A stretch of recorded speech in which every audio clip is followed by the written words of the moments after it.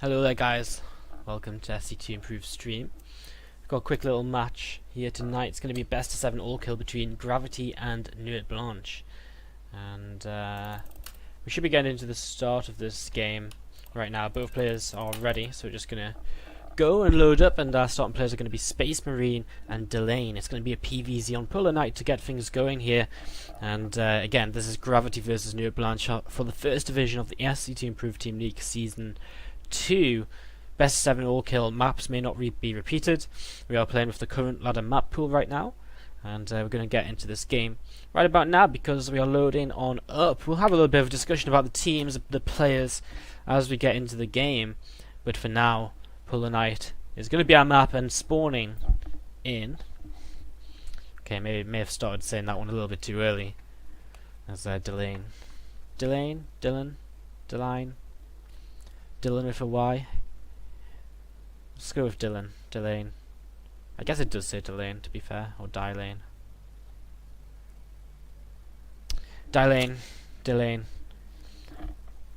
is going to be the player we spawn on in the south side of the map. He is the orange Zerg player representing his team, Nuit Blanche, Delane.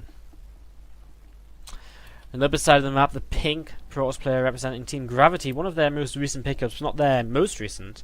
They've just picked up a Korean player yesterday called Blast, if I'm not mistaken.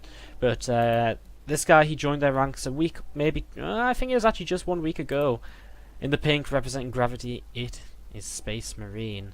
Yeah, and he spawns on the top side of the map. Very standard vetoes coming in. We saw the Protoss player, he vetoed Altazine, he vetoed Daedalus, and Delane, you know, he got rid of Yonsu, got rid of Habitation as well. And Polar Knight's our map. It's just a fairly standard map for PvC, I would say. You know, there was a time where people would argue this third base is so hard to take, but it really did get figured out.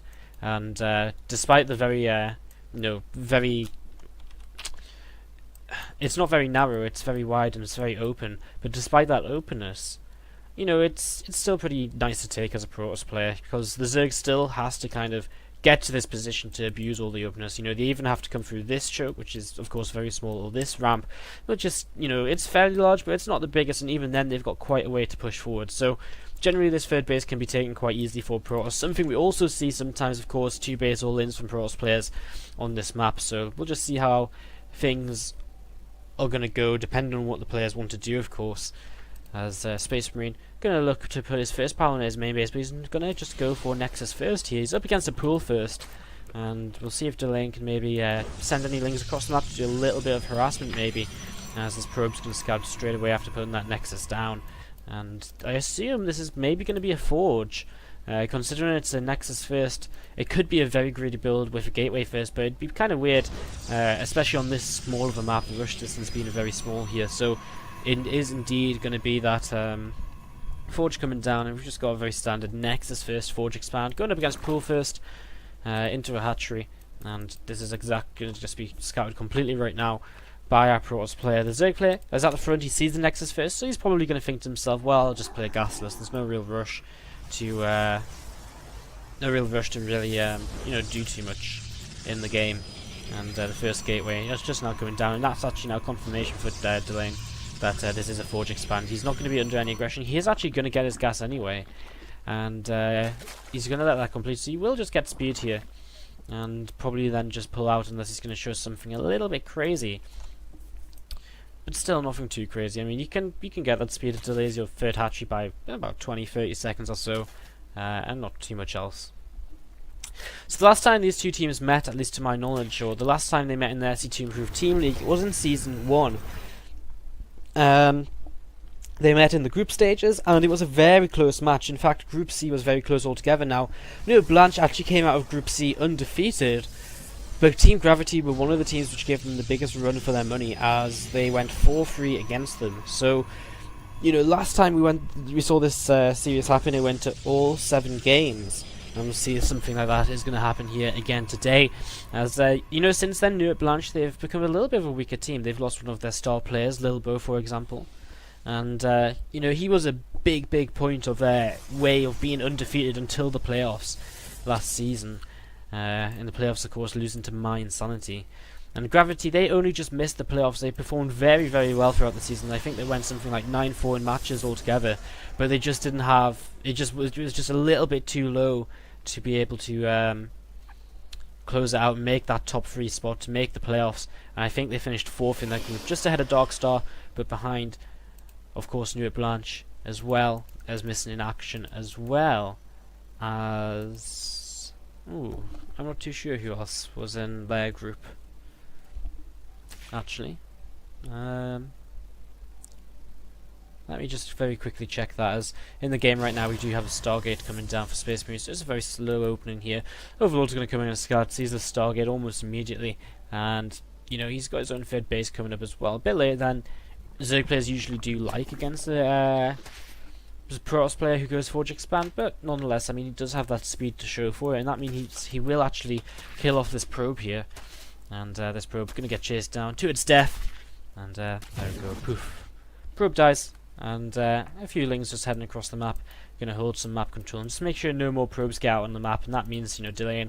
He can feel very, very safe here for the remainder of this game. This Overlord may even get away from this sentry. The sentry may not have enough DPS on it to actually take this down. It's going to be pretty close. I mean, the sentry's getting pretty close to the edge now. Okay, he's going to survive, and now he's going to head off to that corner. The other team which Team Gravity did finish behind were ESC Gaming. So another very good team, of course, and you know, it's realistic the teams they finish behind to finish behind them, and they were, of course, just a little bit away from maybe moving on there. One more win would have done it for them. So, anyways, in this game we do finally have a Phoenix or two starting to come out, and things are going to start happening around the map here, as the first couple of Phoenixes are going to be just scouting out any Overlords, trying to get some kills. They've already picked off this one over on this side. But this Overlord here as well is maybe going to get picked off very soon. We don't see a Phoenix coming towards it just yet. It's been a little bit missed by Space Marine for now. Spore and a Spine coming up in the third base, and I do believe we should probably have Spores coming up in each mineral line, and we do. And you know, I mean, Dylan just ticking all the boxes. This Queen maybe could be a little bit more protected by getting cuddling up with the Spine Crawler here, with the Spore Crawler even. And 4 Zealots actually moving across the map a little bit now. A few roaches are on the way, so this shouldn't cause too much damage. With a Spine Crawler up as well, it'll really help to just negate a little bit of damage. And these Zealots are actually going to start heading towards the natural, and this Spine Crawler is only halfway done. So maybe able to get a little bit of damage, and there's a couple of Overlords out of range of the Spore Crawler as well. And they may also go down. One of them will at least here. Spine Crawler's going to go down here too. A lot of roaches are on the way though, so these Zealots are just making sure units are being made. Another Spine Crawler forced almost immediately, and trying to actually get that Queen. And these Phoenixes can actually start lifting up some roaches and just doing some free damage basically, which is always very, very nice. Even picking up a Queen now, which is coming a bit too far forward maybe. Queens are going to start talking down this other Phoenix, and he will have to disengage this. Had a transfuse with that Queen available as well, so he wasn't really in much trouble. Now continues to spread his creep and thinking about what he wants to do with these roaches. Gets another one of them actually called off over here, and we're only on 4 Phoenixes. Has one died? Yes, we have. I actually completely missed that. Maybe the Queen got it. Maybe it was the it was either the Queen. One of the Spore Crawlers maybe just getting it in the midst of all that fighting. Kind of hard to say. There's a Queen for kill there, but that could have been a Zealot. As just a couple more roaches continuing to go down. Now, very important to note what the follow-up to this is for Space Marine. He's added a Twilight Council on quite some time ago, and of course with the Forge Expand, his upgrades are continuing to keep on going. He's got his +2 well on the way to completion now. His Blink on the way as well, and he's also gone into a Robo base. He's added on a single Immortal, most likely just for a little bit of safety, but now he's gone straight into Colossi. So Space Marine looking as though he's just going to take a very safe third base. He has that drops on down, and he's pretty far behind in supply actually. He's quite far behind in army. He's not that great on workers either. Going to be able to pick off another Overseer here. With one Colossi coming out though, he should be okay. How many gateways does he have? He's got 7 gates, so Space Marine's at this point in the game where he's basically just about ready to start really just making units. You know, up until now he's really just been focused on economy, harassing his opponent, getting his tech up, getting his upgrades going. Now is the point where if an attack does come, he's going to have 7 gates of units to just be able to warp in from, and very easily just deflect any attacks. especially with the Colossi behind the army as well. That extra splash damage really does do quite a bit. As this army going to move around and just position so they can move towards the natural or the third base very easily, depending where the Zerg is going to attack. 2 Colossi now, and this army is very hard to attack into without any kind of extra tech. Depends how good the force fields are. We do have a Roach Hydra army moving across the map here, and a couple of Hydras are leading the way right now. Unspotted completely by Space Marine right now. He hasn't made any observers in this game, and his Hydralisks aren't really giving him the vision, so these units will be able to start engaging on these gateways here. Now they have to be careful, it's only a single sentry, so I guess they can't really get cut off. But do have to be careful of Stalkers. I mean, they do have Blink, they do have the ability to chase you, and that's exactly what we're seeing right now. And with 2 Colossi as well, and these Phoenixes are going to pick up one of the Hydras. Space Marine is really pushing quite far across the map, and Delane is in complete and utter retreat mode. And Space Marine backs off now. He sees this base. It'd be very smart to just pick off this base and go home, I feel, right now. Denying the 4th base at the same time. Got a few Zealots coming into this 3rd. A little bit of Roach Hydra being sent off to deal with that quite easily. Not too much of trouble really being done in terms of that, and these few Phoenixes going to be able to pick off another drone or so throughout the game. Only 7 workers killed, so not too bad considering these Phoenixes have been alive for 40, well, about 10 minutes now. The Space Marine adds on a pylon, looking as though he wants to continue pushing forward. In the meantime, we have a hive, but not only a hive, we also have Enduring Locusts and the first Swarm Hosts on the way. So it looks as though we're going to see a Swarm Host tech switch, but is there going to be enough of them? I mean, right now we see only 2 on the way, and that's going to be absolutely it. And, you know, there's 3 Colossi here. The first few waves of Locusts are going to go down very, very quickly, and Delane really needs to do something a little bit special to be able to hold off. Gonna have a bit of a surround though, picks off a sentry from behind. He's gonna get in on these Colossi very quickly. 1 goes down almost immediately here, the 2nd as well. And this Zerg army is just gonna do a lot of damage here because, I mean, Space Marine just committed a bit too far. He wasn't prepared for an attack to potentially come from the left, from the right hand side as well. He's gonna lose another Colossi, and now he's maybe in a little bit too much trouble. They were all of his units which were going to be used to deal with the Storm Hosts, of course, so even though he cleans up this army right now he doesn't have anything to really deal with Locusts unless he remakes, and it's going to take quite some time to get back up to the kind of army number of Colossi where, you know, he can just sweep through them Locusts quickly and easily. Quick blink forward here, maybe looking to pick up that Cream Tumor, but unable to in the end. And Zerg player is still stuck on 3 bases, but with a pretty nice army now, he will not have too much trouble in taking his 4th base. He's not going to get denied once again here, that's for sure. And look at this, Space Marine even fallen all the way back home. He's stopped his upgrades at +2, he's not going into +3, and looks as though Delane still posturing aggressively. He's got 2,300 mils in the bank. He adds on a hatchery. I suppose he hasn't actually got a macro hatchery just yet. No, he doesn't, so that could really, really help him out, of course. Macro hatchery could help him spend a lot of that money. We see a couple of Vipers being added on right now, and I really like that choice. I mean, Space Marine has to make Colossi to deal with these Locusts, which means if he's remaking Colossi, he maybe can't afford Templars. If he can't afford the Templars, then, well, you know, these Vipers, they're not going to get killed off. And if he's also, again, if he is making Colossi, he's only going to be able to get 1 or 2 out before these units hit, so before these Vipers hit, so the Dubs could be very, very effective. And oh, we're seeing a bit of a blink forward here into the Locust. He's actually going to continue fighting. Is there an observer? I'm sure I just saw one in the production tab not so long ago. There it is. And he's going to see this fight continuing as we see the Stalkers blink away now. And Delane has to be very, very careful because he's only just got enough to hold on. Now, the Spine Portal's finishing will give him a lot of extra safety. And this Protoss army still just repositioning, going to look to try and maybe come down and hit this 3rd base over here. As a 5th base actually coming up to the top left side of the map as well. And Space Marine is still just on these 3 bases of his own. Forgetting to work in one of his gases as well, it will not help him out at all. And I mean, his main's pretty much mined out, so we'll be able to pick off this base. And that's going to get cancelled at the last moment there. These Roaches going to go down as well, but Stormhost moving forward aggressively, looking as though they're actually definitely not meant to be going over there. Okay, maybe they were.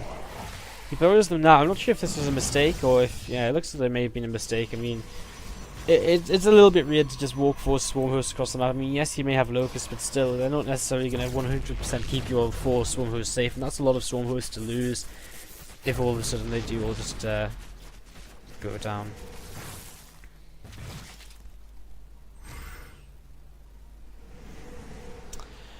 So we have a couple of Colossi back up right now. We've got 14 Swarm Hosts, and 5 more on the way is going to take us to 19, which is a pretty decent number. The hit squad of Hydralisks here are actually going to be starting to pick off this Nexus. Stalkers now coming in. They will be able to blink to chase this as well, and the Phoenix is coming in overhead to be able to start picking up some of the Hydralisks if he wants to. If he's paying attention, another blink forward here. At the same time, you actually have Lings looking as though they want to try and run by into this base. A Colossi just comes out, and that's probably going to go down here. He's going to think about the best way to kind of run this away. He's going to run back towards these cannons, and he might just be able to keep this alive. But a fair amount of damage done on the health of that Colossi. He will now fall back with his main army as well. And Space Marine, you know, he's been through some tough calls, but he's defended well, and he's now back on track for being able to once again fight the Protoss army. Stray Colossi does get picked up upon very, very quickly here. And it does now fall back to the army. So we see 3 Tempests, I keep calling them Tempests for whatever reason. 3 Templars join the army right now, and a bunch of Swarm Hosts, a lot of Swarm Hosts now.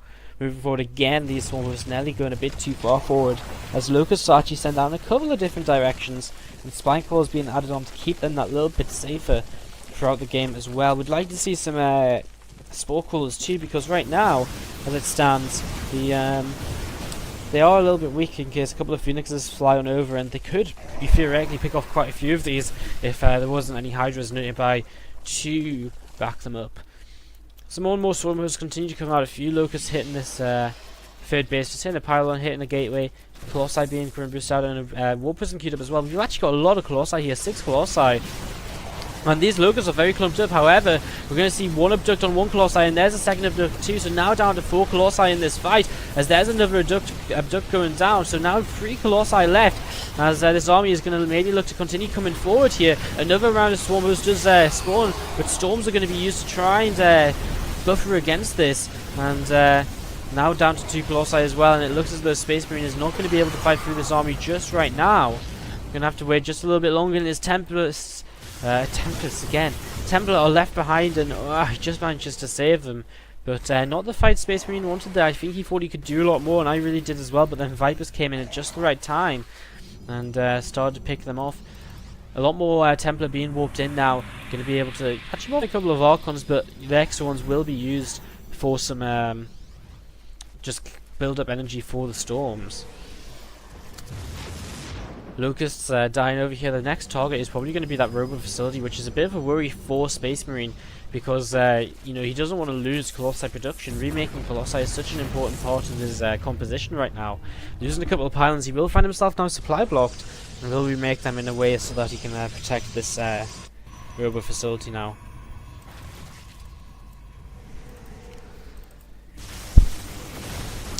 A few more Locusts being picked off, just a couple at a time here. Of course, not the most efficient way to be fighting.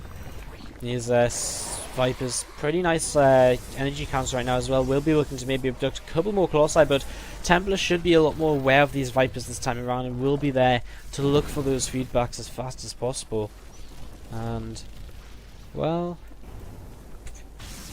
not too much happening, I suppose. The Colossi is going to get going to target down these Locusts. Another Colossi once again join the fray. What, we're back up to 6 now. Back up to 6 Colossi. Now on 7.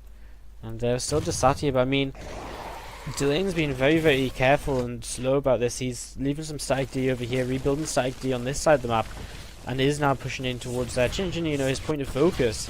Coming in towards this 4th base. Space Marine says, well, okay, whatever. I'm just going to kill your static defense over here, and you know, this is a pretty cool idea, just, you know, saying, right, you know, these Locusts, they're not actually going to kill my base just yet, so I'm going to force you to actually turn around and come back. And look at this, these Locusts are all going to die before they even get close to the army, walking in a single file line. A single Swarmer is a bit too far forward as well, messing up on the rally there, and being rallied forward before he was ready to. A couple of abducts come forward, and well, he manages to keep one of the Colossi alive for a little while. Could have probably kept both of them alive if he took that a bit more seriously and actually retreated here. Space Marines continue to push forward. He's continuing to push in. These Swarm Hosts, they don't have Locusts just yet. So many Zerglings over here just not being used.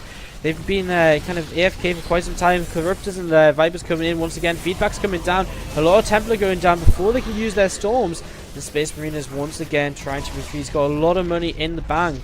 and if he could just spend all of that right now, it would help him out an absolute ton, as he loses his mothership core. He did add on a couple of Stargates, and he did add on a fleet beacon as well, so maybe that's something he still needs to look into producing out of. And there are some Tempests now going to be joining in this army. Finally, he moves some probes away from his main and natural, which we're not mining as well, so he's going to be able to resaturate his 4th base and start building up his bank once again. He's even got an expansion up here somehow, interestingly. Delane doesn't know about that, so he'll be able to deny that potentially in the very near future. As some hosts are actually going to reposition, they're probably going to head on over to look to shut that down. Space Marine, what did he accomplish in that last push? Well, he did clear out this area. He has kind of regained a bit of control over here, and the creepers only just respreading now to really come back and, you know, start picking up, start being able to recontrol this position.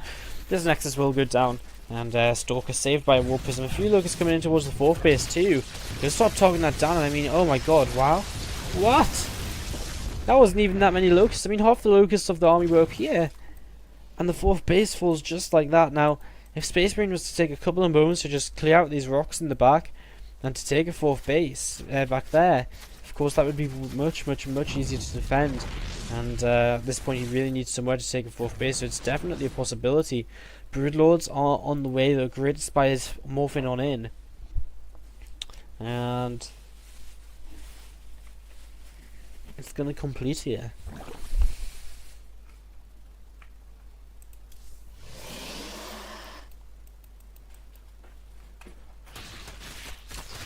These Stalkers which come to kill these rocks get engaged by these Zergans. I think Delane's probably as surprised as their Space Marine is to find them Zergans there, probably thinking, god damn it, you know, wasted supply, I could have more units out already. There's a couple of Swarm Hosts once again come a bit too far forward. His rallies on these sometimes really are hurting him, and now finally we're going to see these rocks being taken down. So he will look to take his next expansion over here. Colossi in front will be able to keep this off. Wow, look at the Tempest count. We're up to what, 6 Tempests already. Seems like just a moment ago he even only just started building them. There's a couple of Oracles being added on as well, and then an essential part of the composition being able to cast the Revelation and being able to see that, you know, exactly where the army is, and as well giving them Tempests the range to start picking off a couple of units. So them Oracles very important here, as Spine Crawlers are going to move forward once again, adding this static defense line to the right hand side of the map. His left hand side still stands pretty strong. Another base being taken. Space Marine won't be too worried about economy, knowing he has this base on the way up now. He'll be pretty confident knowing he has that to fall back on at any time. And his army's getting to be really sick. I mean, so many Tempests, so many Colossi, and some Templars too, but I only used one of his Templars there. A little bit of carelessness. And I mean, what is there up for the Zerg? 16 Corruptors, 20 Corruptors, 22 Swarm Hosts, 3 Vipers? I'm not too sure. I mean, it's all going to come down to how these two guys engage, and there's a nice couple of abducts here. Going to start being able to pull these in. Some storms coming down do start to shower on these Corruptors, and a few of them do go down. And was that worthwhile? Well, yes, I probably think so. He did get three of the Tempests, but at the same time, his Vipers taking a little bit of damage, taking a lot of damage on his Corruptors. Moving forward once again, needs to keep this Robo facility alive to keep remaking his Colossi, of course. The Locust now hitting forward and starting to engage upon one of the Immortals. It starts to lose its shields just a little bit. Rebuilding these Tempests pretty quickly though. And interestingly, Delane sending his Corruptors and Vipers down to the bottom right hand side of the map for some reason.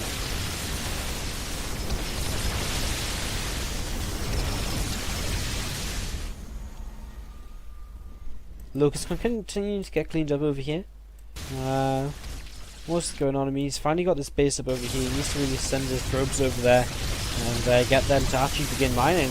An abduct comes down, very nice abduct, picks off one of them Tempests straight away. The Templar comes forward for a storm, but he's just too late. Wasn't really paying enough attention there to really take advantage of what the Zerg player was doing. And now we're seeing just a whole bunch of locusts die, wave after wave after wave. Look at them all go down. Absolute ton of them just die. And two more Colossi start up once again here for our Protoss player. Army cost, look at the army cost, 10.5k against 5.8k, 6.3k against 5k. Space Marine says this is so sad. And I mean, what can he do? I mean, slowly his opponent's just going to start picking away at him. Unless he makes some kind of major commitment. I'm not sure where the oracles actually went. They're actually just set back here. If he could get a revelation on these units, then he would really start to deny for quite some time the ability of his opponent to actually, you know, come forward and do these abducts and be able to see it coming. Still got a fair few probes that aren't just mining down here, and that would help him out so much as he backs off and wait for his rogue facility once more. Another abduct going to come in, a Colossi reinforcement army is going to go down too. Maybe not. Does that one just survive? Delaying. You know, what would really do Space Marine a world of good right now would be if he was to get a warp prism out. If he could get a warp prism out, I'm sure he had one earlier. He just stood over here with a stalker. If he used this, you know, 6 zealots over here right now, this base is, you know, it just dies. You know, there's absolutely nothing over here to defend it. You know, over here, there's literally no defense anywhere on the map. So if he could just get into his opponent's base with the warp prism, then he could do a lot of damage. And these oracles getting picked off. Space Marine not paying enough attention once again, and losing their oracles before you can use the energy on them. So a little bit of a waste.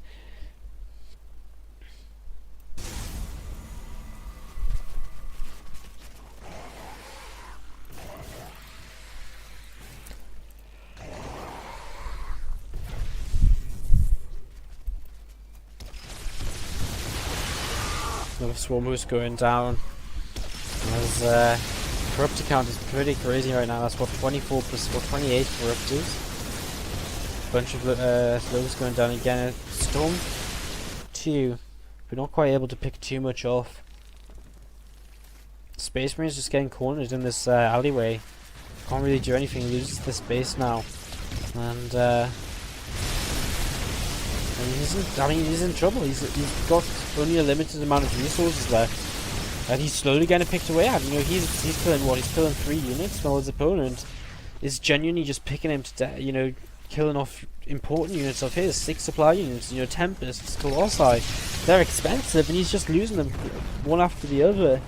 Whereas Delane, you can see his bank just continues to build 200 supply for him almost against the 150 of Space Marine. And just continuing to add on more and more spore crawlers. Another oracle now on the way. And well, looks like not too much is going to be happening. Just waiting for. I mean, the Zergler's choking the Protoss out. The Zergler's got the whole map. If you look at the mini map, it tells the whole story. Our Protoss basically has one opportunity to just come forward and fight. Now that was a good few feedbacks there. Getting some overseers, getting the Viper as well. At some point though, Space Marine just has to decide to come forward and fight. Another feedback, so the Vipers are now dead. And Delane, is he going to remake this? I mean, the Vipers have been very important to be able to actually pick off the Protoss army. And you know, rebuilding them would be an almost essential step here. And there we are, 3 more Vipers on the way as some Locusts die. If Space Marine has any chance in this game, now would probably be it. While the Vipers are down, while they're not going to have energy, just go. And just kind of hope you can somehow kill the army. I mean, I don't think he can. I don't actually think he has enough anti-air. This War Prism has finally been found by him. And I mean, it's playing around with a single stalk. He pulls the Corruptors out of position. This could be, again, maybe his timing to come forward and attack into them Storm Hosts. He sees all of the Corruptors over here. But still no move out from him. These Swarm Hosts just continue to speed forward units after units after units with them Locusts. And the Space Marine just sits behind. Sits on this base in the back and waits. Waits for maybe the Zergler to just somehow mess up so you can win this game.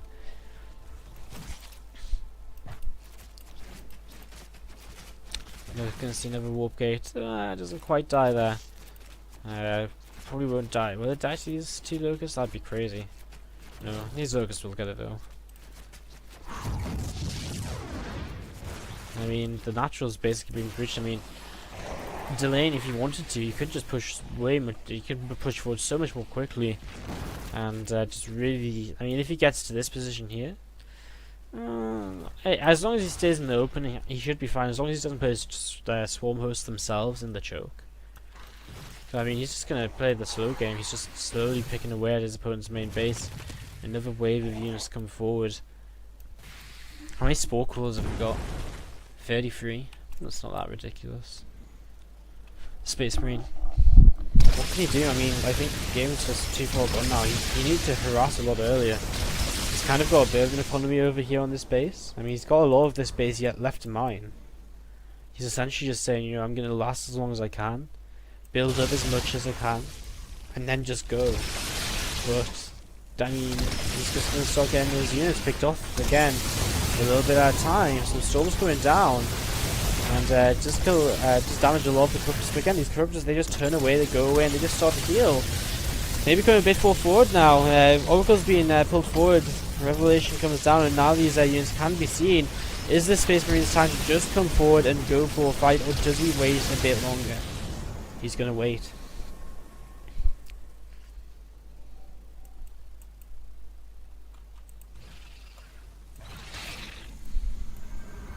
More locusts coming forward here, and again just going to slowly and surely get picked off by these colossi.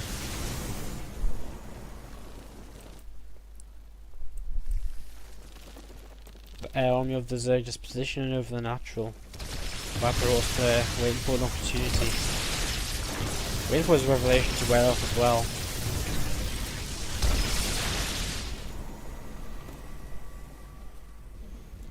$34 corruptors now, 21 swarm hosts, 4 vipers, 5 critters, still 12 hydralisks. They're still just over here, kind of just sitting around, not really doing anything. And finally, we have the move forward of the spore crawlers and the swarm hosts as well. So now these locusts are going to have much more effect, much more time to do damage. And then Oracle coming forward, looking for the revelation. He gets it on a few of these units. Space Marine's still just going to sit in the back here. Still just wait. He's not even making any more units though. There's a couple more abducts, and the problem is, I mean, he's obviously waiting to just mine out this base, but the longer he waits, the more the Zerg player mines, and he's losing so much. So I'm pretty sure he's losing stuff more often than he mines enough money to make more. His Colossi count is slowly falling. Spine Core is repositioning here now as well.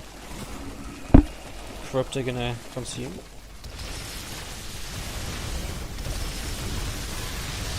Looks as though Space Marine may try and just make his escape here around this side of the map.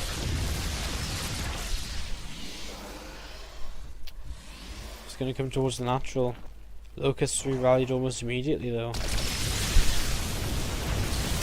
And a couple of feedbacks coming down very nicely, landing on most of the Vipers I think.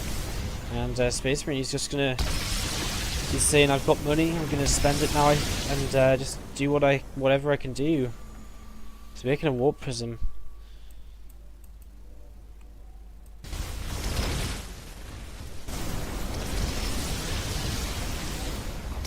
Now we play the waiting game in a slightly different location on the map. As this warp prism is about to come out. Maybe he's going to try and actually start to harass his opponent around the map. It's definitely something he really needed to do quite some time ago, I think. It's a bit late now. I mean, Delane's got so much money. If he loses his bases, he's not even going to be that worried about it, I feel. Where's the warp prism? It's just loaded up here with a single Colossi. Not sure what exactly he's going to find doing with this, but could he come in from behind? I mean, a few moments ago he probably could have come in from behind on these swarm hosts and just gone for it, but now as it stands, he can't. Not with these spore crawls once again repositioning. Another revelation coming down, and this Protoss army is continuing to just sit here and try and trade, but the Zerg army always looking for an opportunity to come forward and abduct and pick off some units and just lower the supply of this Protoss army, lower the efficiency of it. You know, we're not just not seeing anything made for Space Marine. He's got money, just he's not making anything. He can't actually, doesn't have supply for it right now. He's got so many pylons over time. Coming up to the 50-minute mark as a couple of Templars make their way forward.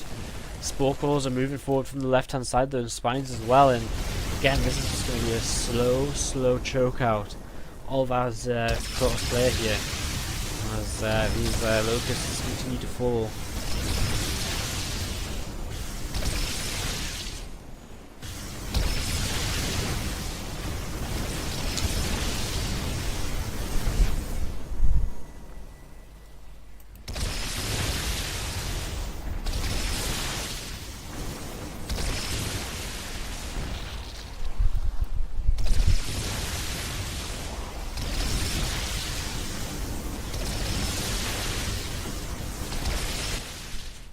Corruptor's looking as though they may try and come in from a different angle.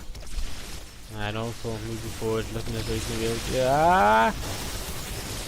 So that's what the Warp Prism's for, storm drops on this Corruptor army.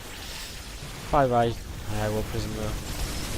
Another Warp Prism comes out almost immediately. And it's delayed and continues to just sit here and wait.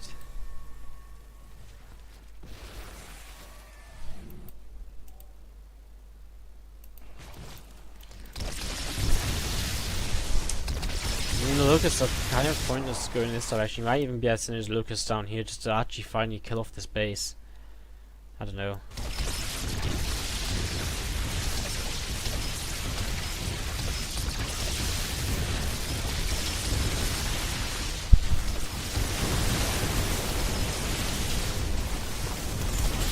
Another Abductor, Colossi is going to go down.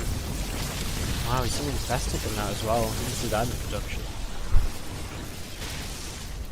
Production's been pretty empty for the last 10 to 15 minutes. It's just that one infestor on the map, and look at this now. Now Space Marine just retreats to his main base. The Chronobust's a probe? I'm not sure why. Chronobusts are 2 more Tempests as well, but I mean this is the kind of the last of his money. Locust now picking away at this nexus, this robo facility.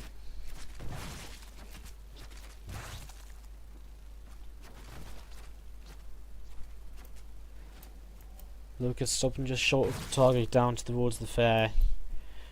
Like kind of behind the scenes base. Look at the changes and a single Hydralisk too. Coming with the changeling. Space Marine's killing his own gateways for him over there.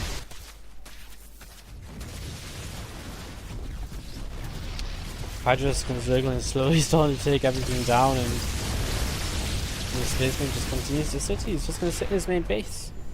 There's a Broodlord on the way, just one Broodlord. Space Marine now supply blocked, 124 over 108, and if he made enough pylons to be unsupply blocked, he probably wouldn't be able to make any more units.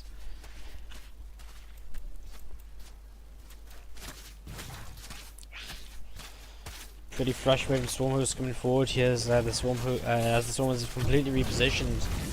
Will allow them to move forward just a little bit. He's looking to come down here and he's going to go for... I don't really know what. He's going to feed back a Queen. He's going to get his Templar abducted though. And well...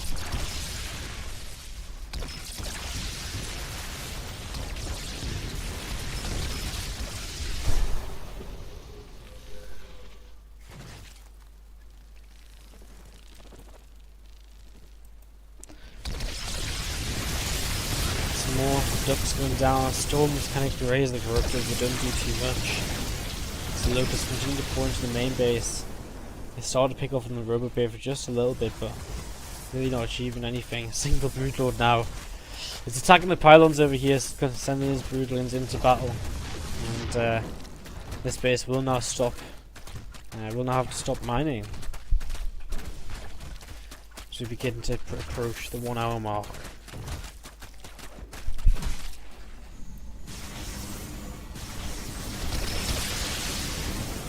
Problem is these locusts can't really get into the main base.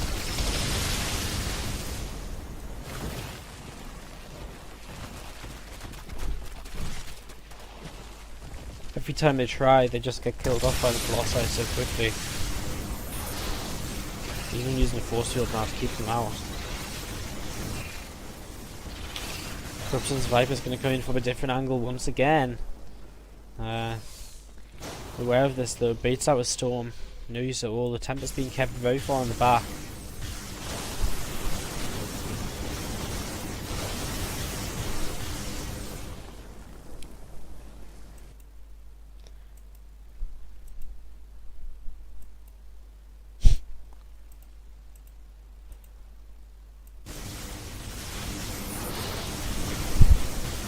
Force field being used. A couple more Broodlords coming in as well. And apparently this Broodlord decided to stop attacking over here. Did that Broodlord die? I guess it got sniped by the Tempest. It's coming forward once again. The army, and I mean he stormed on top of his army at first there. Definitely not what he meant to do. A couple of Broodlings dropping off here. More Locusts going forward as well. I feel like if he really wanted to, if he just flew in and took the fight, he'd probably win. I mean, he can remax on like 50 to this, because if he wanted to or something, like... I mean, the only real worry, I suppose, is the storms. Like, in terms of ever engagement he's ever going to take in this game. That's why he's not moving too far forward with his Corruptors all the time. Foresight count is beginning to dwindle now on 4. That means these Locusts will start to become more and more effective all the time. As there's a good abduct. Trio of abducts. 1, 2, 3 Colossi go down. And now he has to rely purely on Storms to deal with these Locusts. Storms in the force field. Space Marine has some money once again. He's got Robo Bay. Both of his Robo facilities seem to be dead though. These Hydra's still not doing anything. Could kill them off, you know, we'd make a few more Corruptors or something, I don't know. And here we go, now having to use the Storms to be able to fight through these Locusts. And that's obviously not a good thing for him at all to have to do, using that energy. And this has been one of the slowest deaths I've ever seen. Is the Robo Bay gonna start falling here? These Locusts just moving on through, gonna take down another pylon.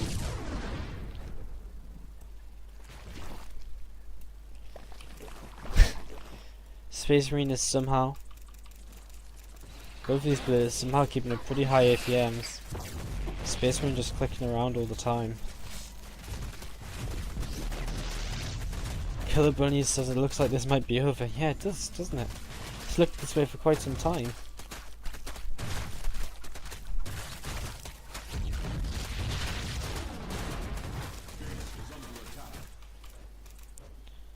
Zergler just continues to move Spore Crawlers and Spine Crawlers forward. A couple of Vipers here do get feedback. The Storm comes down onto them Corruptors as well.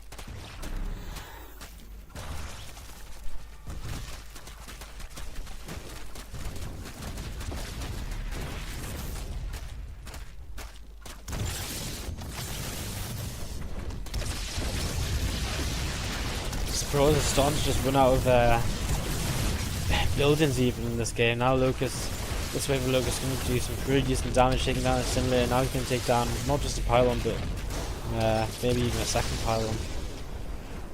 Splitting up his Corruptors here. Is he just going to fly in? I mean, the Tempests are pretty much gone. There's one Tempest left, there's one Colossi left. It's the Storm's the only thing that's really left over. And he's going to just fly in. And if he kills off all of these units, I mean, well, the Storms are actually just killing his own Templar. Oh, and we GG out just before the 1 hour mark. Wow. Wasn't that a thrilling game to start the day? Well, a 1 hour game exactly by the time we just tap on out of there. And that is how New Blanche take a 1-0 lead in this best of 7 all-kill clan war. We're going to be seeing who Gravity send out next for their team. Of course, now Polar Knight is not, now no longer in the map pool. So we'll see what map and what player they're going to send out to try and take down a Zerg. Of course, there's quite a lot of nice Zerg kind of anti-Zerg maps here. Yonsu, for example, Habitation as well, maybe a little bit. And there's Aldazim, Daedalus, Frost, Heavy Rain. Well, they're all fairly good for Zerg players. So we'll see who Gravity are going to send out next, as we await their decision. A pretty long game to start things off with there.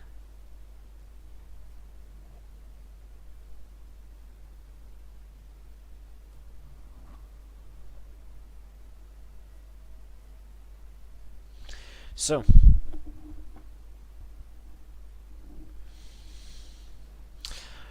still just waiting for this player pick from Gravity, and as soon as we do see the player pick, we'll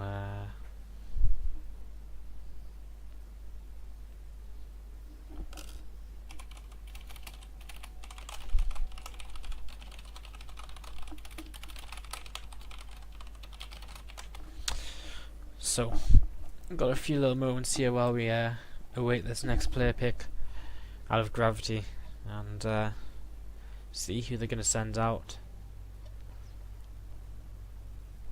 Space Marine was dead about half an hour ago in that game, I reckon. I really feel like he had opportunities to just go. We just didn't take them. Instead, he just decided to sit back and die. Which is, well, it's tough. Kraos is the next map. And here's the next map. Here's the next player even. And he is a Zerg player. So we're going to see a ZVZ. Hopefully they don't go Swarm Host versus Swarm Host, because that would not be very fun.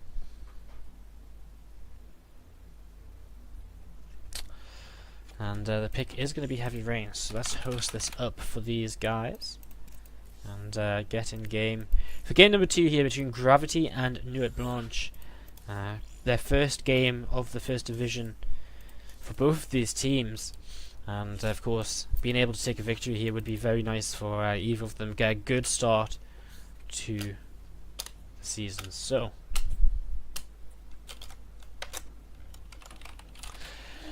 asking if ready.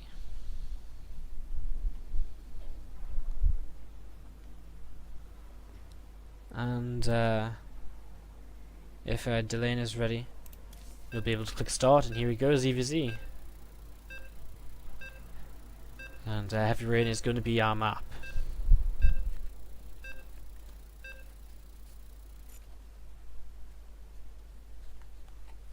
So, we'll load on up. And Heavy Rain, we actually saw ZVZ on this map yesterday. It was a pretty cool ZVZ in Cascade versus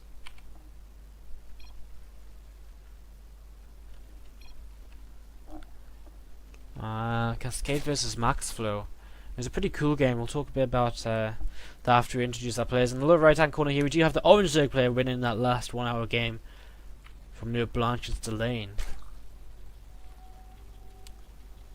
And in the upper left hand corner, the purple Zerg player from Gravity, it's Kraos.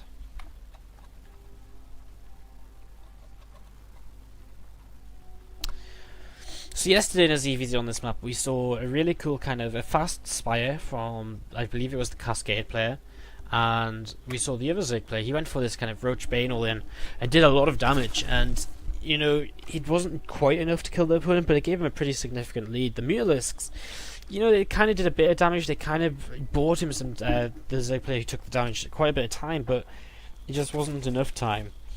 So we saw actually a couple of really good ZVZs yesterday, so hopefully this will be another good, pretty fun ZVZ.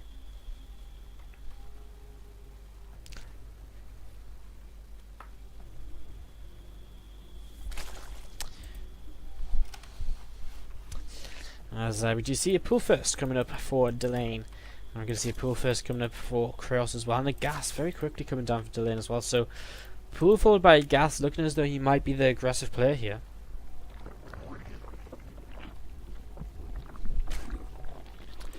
with that earlier gas, and we'll see what Kraos wants to do. It looks as though he's just going to take his hatchery down the low ground, and we'll see how quickly he'll take his gas to follow up his hatchery.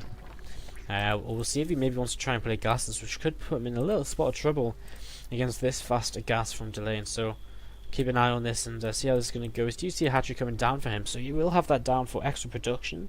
It's not like this is just going to be kind of some one base all in.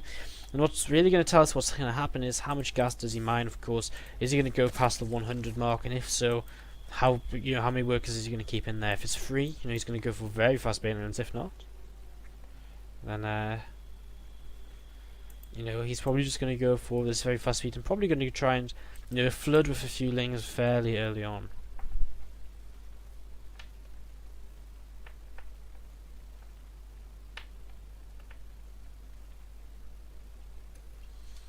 So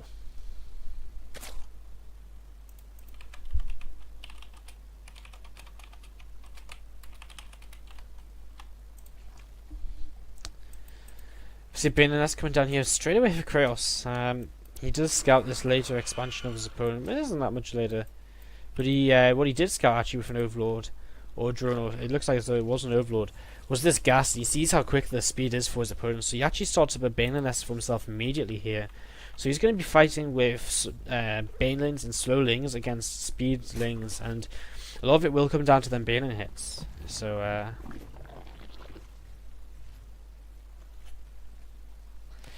well, here come the lings coming out of Delane right now. 12 more, going to make 18 in total for now.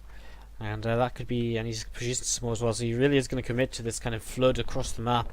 Is Kraos going to have enough units? I mean, he's got 4 Zerglings on the way out, and he will have a Bane Nest, but it comes down to how well he can engage, of course. He's going to have a Spine Claw too, which, well, it's nice, but it's not the most effective. Spine Claws are much better against Banelings coming in, of course, than they are against just Zerglings, because they attack so slowly. When there's so many Zerglings, it doesn't make that much of a difference. I'm not sure if that Zergling actually saw them 2 Banelings there. These 2 Banelings are about to finish morphing in, and Banelings 3 and 4 are now morphing in as well. One Baneling gets used immediately. Another Baneling also going to go down very quickly here. Another Baneling is here, but it doesn't get used to that great effect. And now there's a gap on the ramp, and Zerglings are in the main base. And they have speed as well. 12 Zerglings just starting to be produced here from Kraos, but he's in trouble. He's taking quite some damage, and he's probably going to lose his queens as well. No, he pulls away with his lings. Doesn't want to lose them just yet, as more lings are going to flood in for Delane. And I mean, he's going to start flooding into the main base once again. He doesn't get a block on that ramp, and now these Zerglings are going to go for these queens. These queens are going to die almost immediately. Now speed's about to finish here. Oh, a nice transfuser's just getting in, and that's why he maybe should have targeted them queens a little bit earlier on. And actually fighting against them queens and losing the Zerglings has given now his opponent a bit of an opportunity. More Zerglings still streaming in and looking to do a bit more damage. The worker count is now even, but with Delane droning very heavily, he will take that lead in just a moment here. So with speed and a Baneling Nest down for Kraos and just speed up. Oh my god, Delane doesn't have a Baneling Nest. He's now only just now making Zerglings, but he may lose a queen. I mean, he's got 12 Zerglings on the way. If Kraos knew that his opponent didn't have a Baneling Nest, he could probably win this game right now if he just kept on making Zerglings. He's going to fight here straight away and trade off against some of these Zerglings. Now some more Zerglings are on the way out. All these Banelings are going to finish. Yes, they are. And they're going to look for as good as a connection as they can get as these lings continue to trade as well. Oh! Okay, well, the aggression will continue here from Kraos for a little bit longer. But now it looks as though he will turn around and go home. As Delane starts up his own Baneling Nest, his lair starting up as well.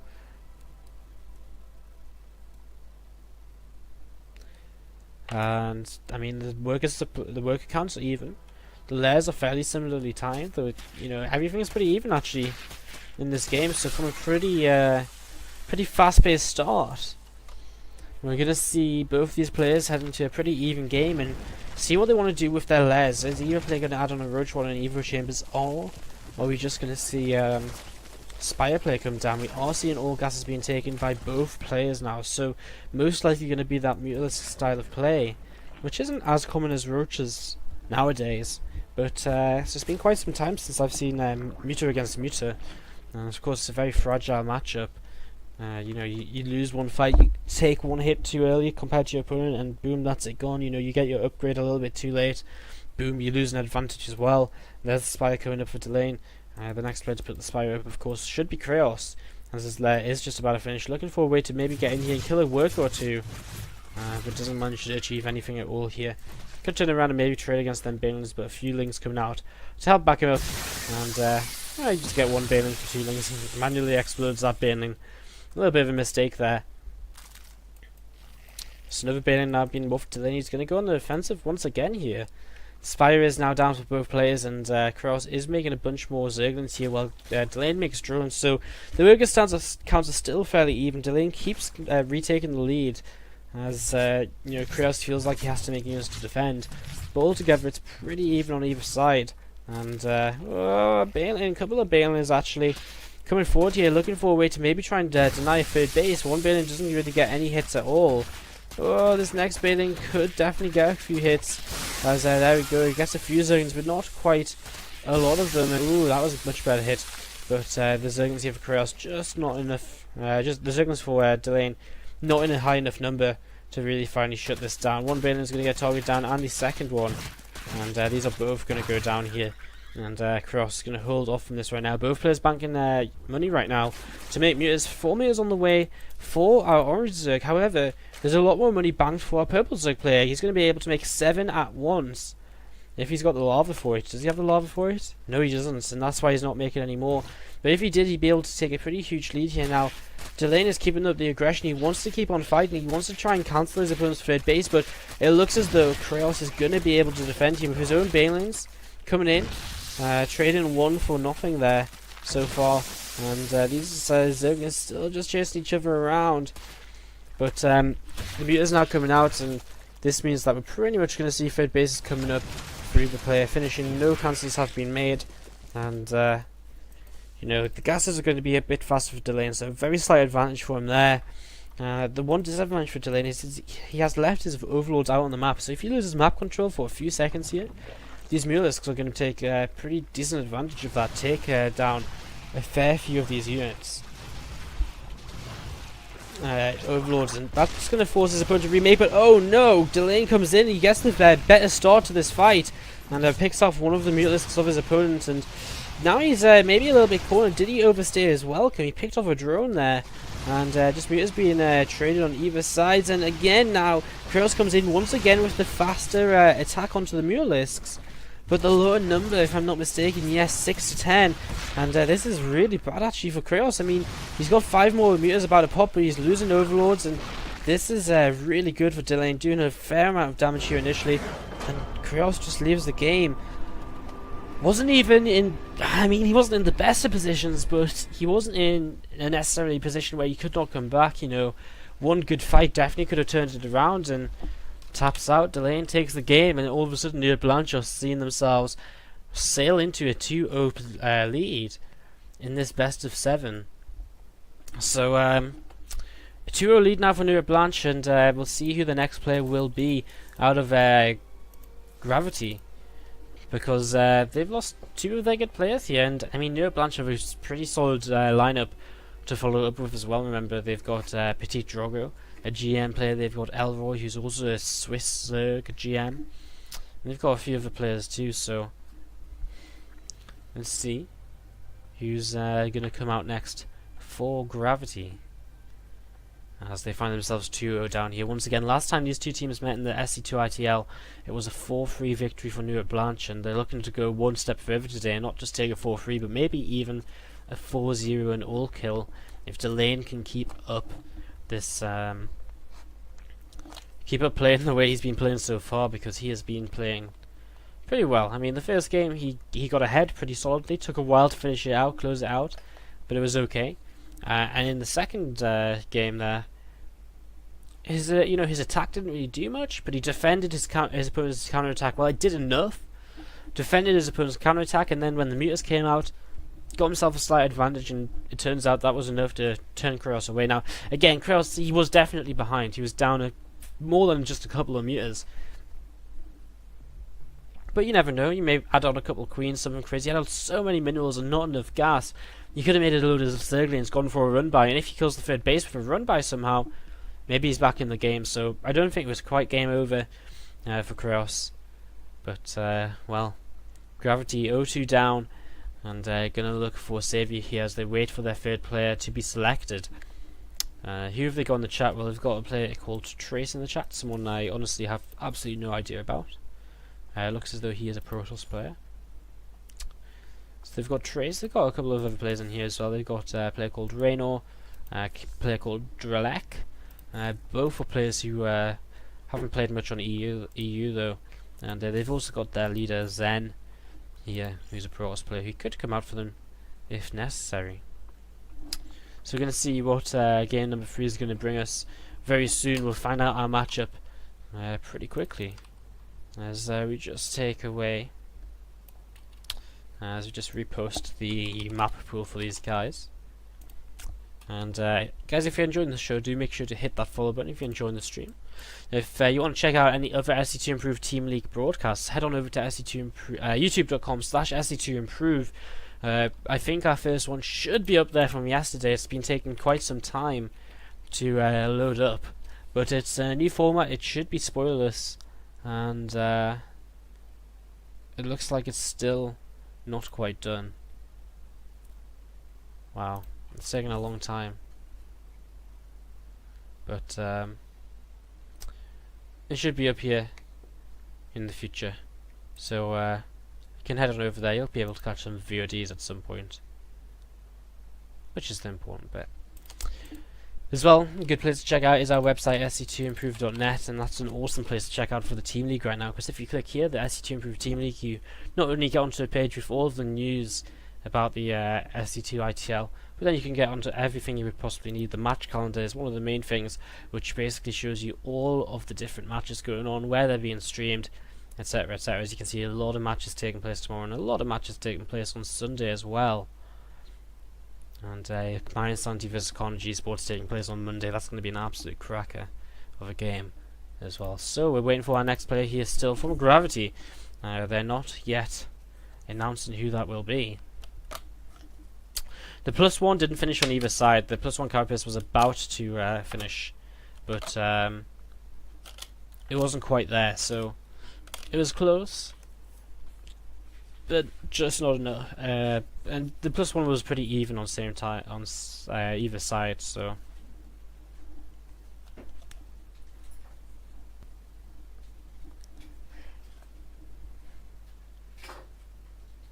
So Zen's just saying they need another a little couple more moments here to decide their player, and once they've decided that, we will get into that next game. The remaining maps: Artisan, Stronghold, Daedalus Point, Frost, Habitation Station, and Yonsu. So 5 remaining maps, of course. A minimum of 2 more games if delayed will kill a maximum of 5 more games. Yeah, so we're already actually an hour in. That first game, of course, taking quite some time. We're all just waiting for this next map to be picked, the next player to be picked as well. We'll see who that's going to be for both of these teams here pretty quickly, hopefully. Of course, it's going to be delaying for... It's going to be delaying for New Blanche. But who will it be for Gravity? They've got a few members here. Who are they going to pick? Probably discussing it right now. It is quite important because, you know, whoever they send out, they don't have to just be the Zerg. They have to do a lot more than that. They have to go and really take more. Yeah, they have to take like 2 maps really. And if they can take 2 maps, even up the series, then if they lose, their last player can come in. They still have to take 2 more as well. So it's a tough spot. It's definitely possible, but it's not going to be easy for whoever is sent out. You know, winning 2 games in a row against a team of this kind of caliber, New Blanche, is never going to be easy. So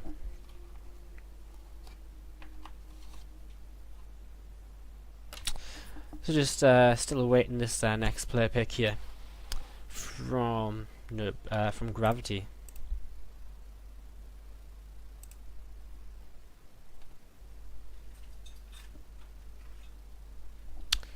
We would take a music break. In fact, we could play some music.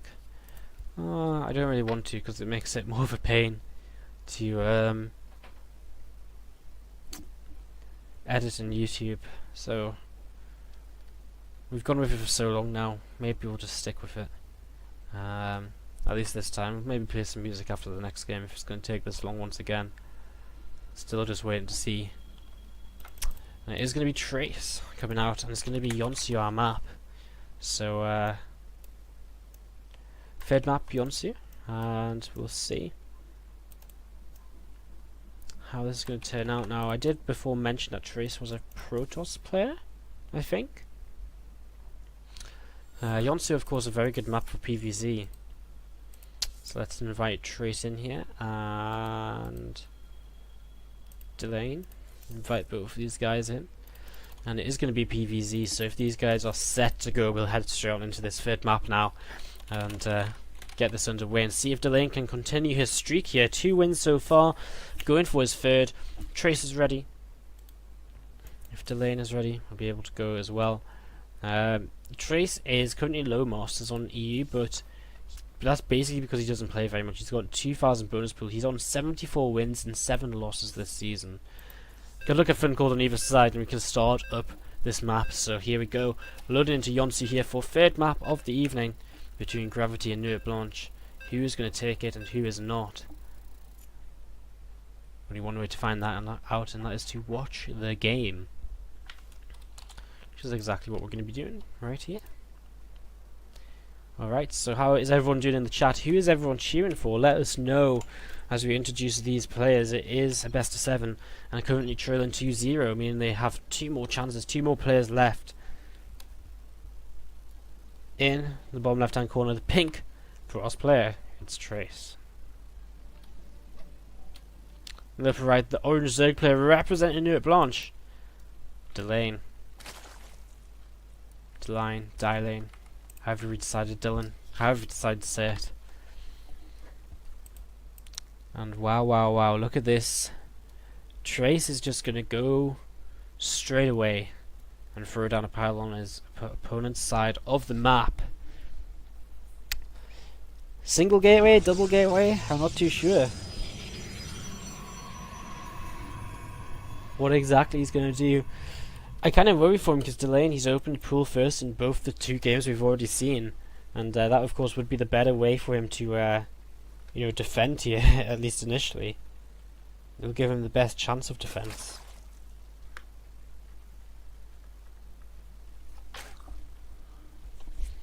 Single gateway on the way. It's probably just going to be this one gate, I assume, just put on a bit of light pressure and maybe transition out of it. We'll see how exactly he wants to do that as the game pursues onwards here. No gas being taken just yet for Trace, so he does just want to pump out some salts for now. And there's that pool first coming up for today, and adding a panel onto his low ground natural just so he can take his expansion in the near future and have a wall off there so he's nice and safe from any kind of Ling run by. Delane, he did move out for a bit of a scout. Look at that, oh my god, he scouted all the way over here and stopped just before he got to the gateway. Wow. He's going to be kicking himself. He's now sending an overlord over there, maybe? I'm not sure what he's sending over here, but he did click. This guy, I mean, it doesn't matter. He's not going to scout it in time now. This first element is going to pop out now. This is fairly all in, remember, from Trace. I mean, yes, he's putting himself in a position where he could maybe expand back at home. He's still making workers, but he's still not got gas, and this is a long time to delay a gas for. I assume he's actually going for a Nexus first. So, you know, I guess it's not that bad. If he takes his Nexus first, now takes a double gas, he should be okay. And this first does hit this on this natural hatchery. 4 those lings on the way and a queen too. Second zealot is going to join in just a moment's time. First couple of lings coming out here, and I mean, this hatchery is taking a lot of damage. He doesn't want to fight just yet, of course. May even want to wait for his queen before he actually comes and fights. He's going to try and buy some time. Yes, he is. He's going to try and buy some time by coming in and fighting, but of course it's so difficult when these zealots do so much damage to the Zerglings. More Zerglings still on the way, and I mean, a third zealot's coming in, so now is basically the time to fight, and he just can't quite do it. And this first queen is coming down along with drones. He really needs to keep this hatchery alive, and he realizes that. And he's going to fight with absolutely everything here. He starts a spine crawl. These Zelds are going to keep on kiting away. And now these drones and these Zerglings are going to commit in and go for this fight. How much damage is going to be done? Well, the hatchery survives. But what cost? You know, how much did he sacrifice to fend this off? The answer is only 2 workers. Another Zealot here now, though, and he doesn't really want to fight this with Zerglings. I mean, ideally, he would just be moving across the map with these Zerglings and maybe looking for a way to do damage, but with a Forge down, he won't be able to. Now these Zerglings are going to hit the front, and they're going to take down this gateway, yes. They're going to take down this pylon, yes. But there's already another gateway back at home, and this is turning into just a pretty standard Forge expand out of Trace. As, again, this will eventually go down here. A couple of Lings just moving across to take some map control. This hatchery is so low on health. And that could definitely prove to be a problem for Delane as this game continues onwards. You know, it's going to be a very easy target to snipe. This gateway is fine. You're going to get killed off here. Oops, we don't want to say anything in Observer Chat, do we? So, gateway does finally die in a puff of an explosion. I was going to say puff of smoke, but it's more of an explosion there. And these Lings heading across the map, they're going to look to just make sure nothing comes out of his opponent's base. He's actually doing something pretty cute, and that's nibbling away at these rocks. And if he sends the rest of these Lings to attack these rocks as well, he may very well force a little bit of a reaction out of Trace. That being said, a Mothership Core is on the way, so it's not that bad. The Mothership Core should be able to kill these Lings before they get the rocks.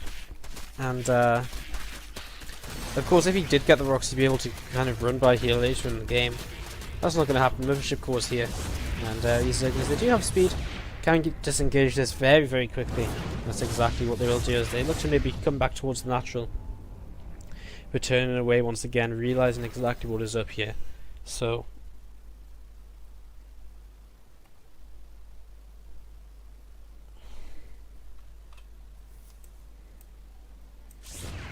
Lings in the front door once again, turning away very quickly.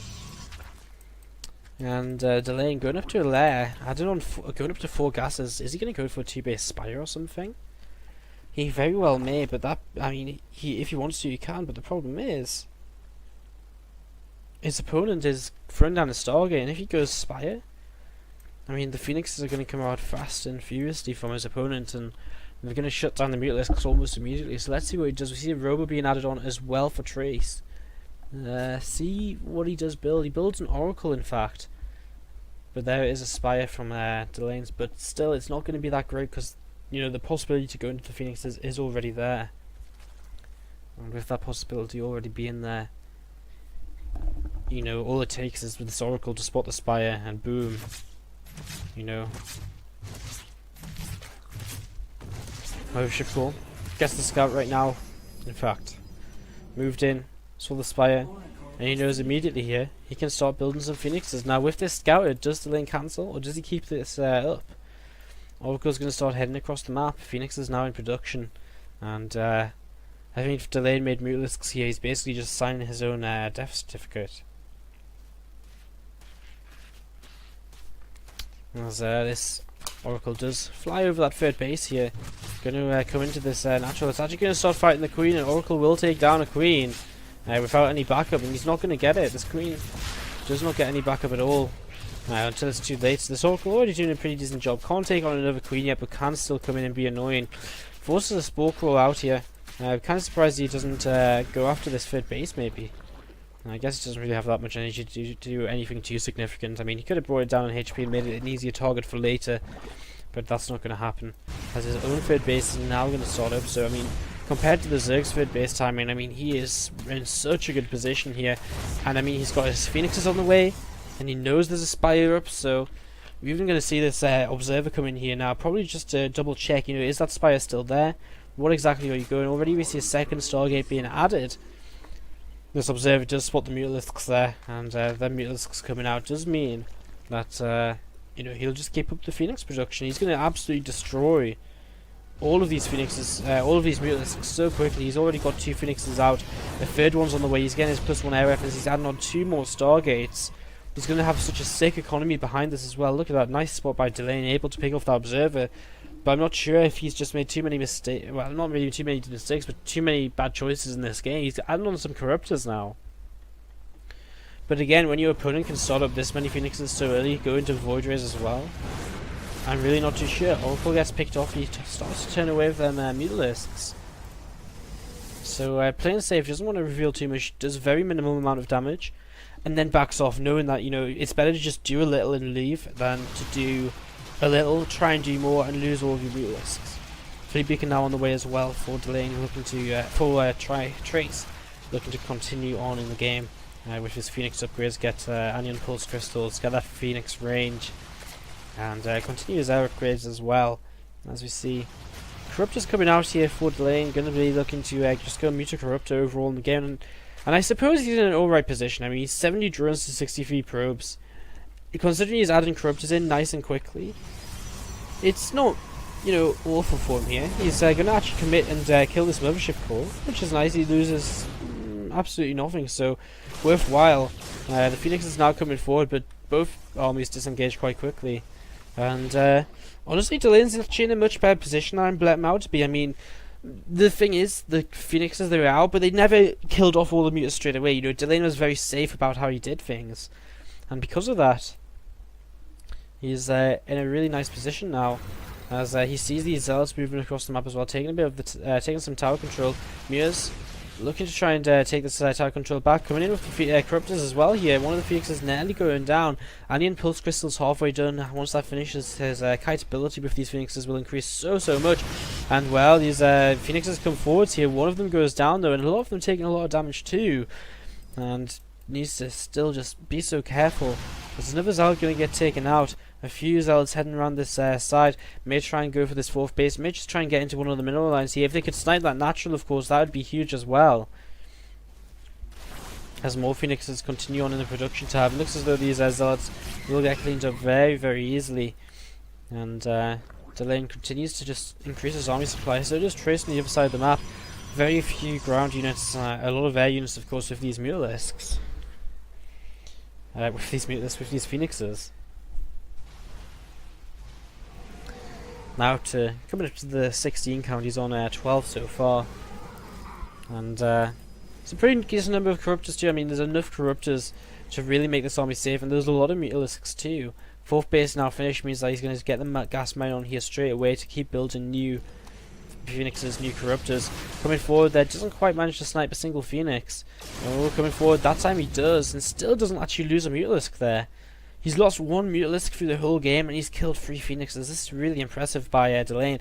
His control has been impeccable so far. A couple of Zerglings getting lifted up here by these units, but nothing too major. There's a good few Zerglings do come to look to maybe run into this third base. They're going to find themselves a pylon to the left-hand side.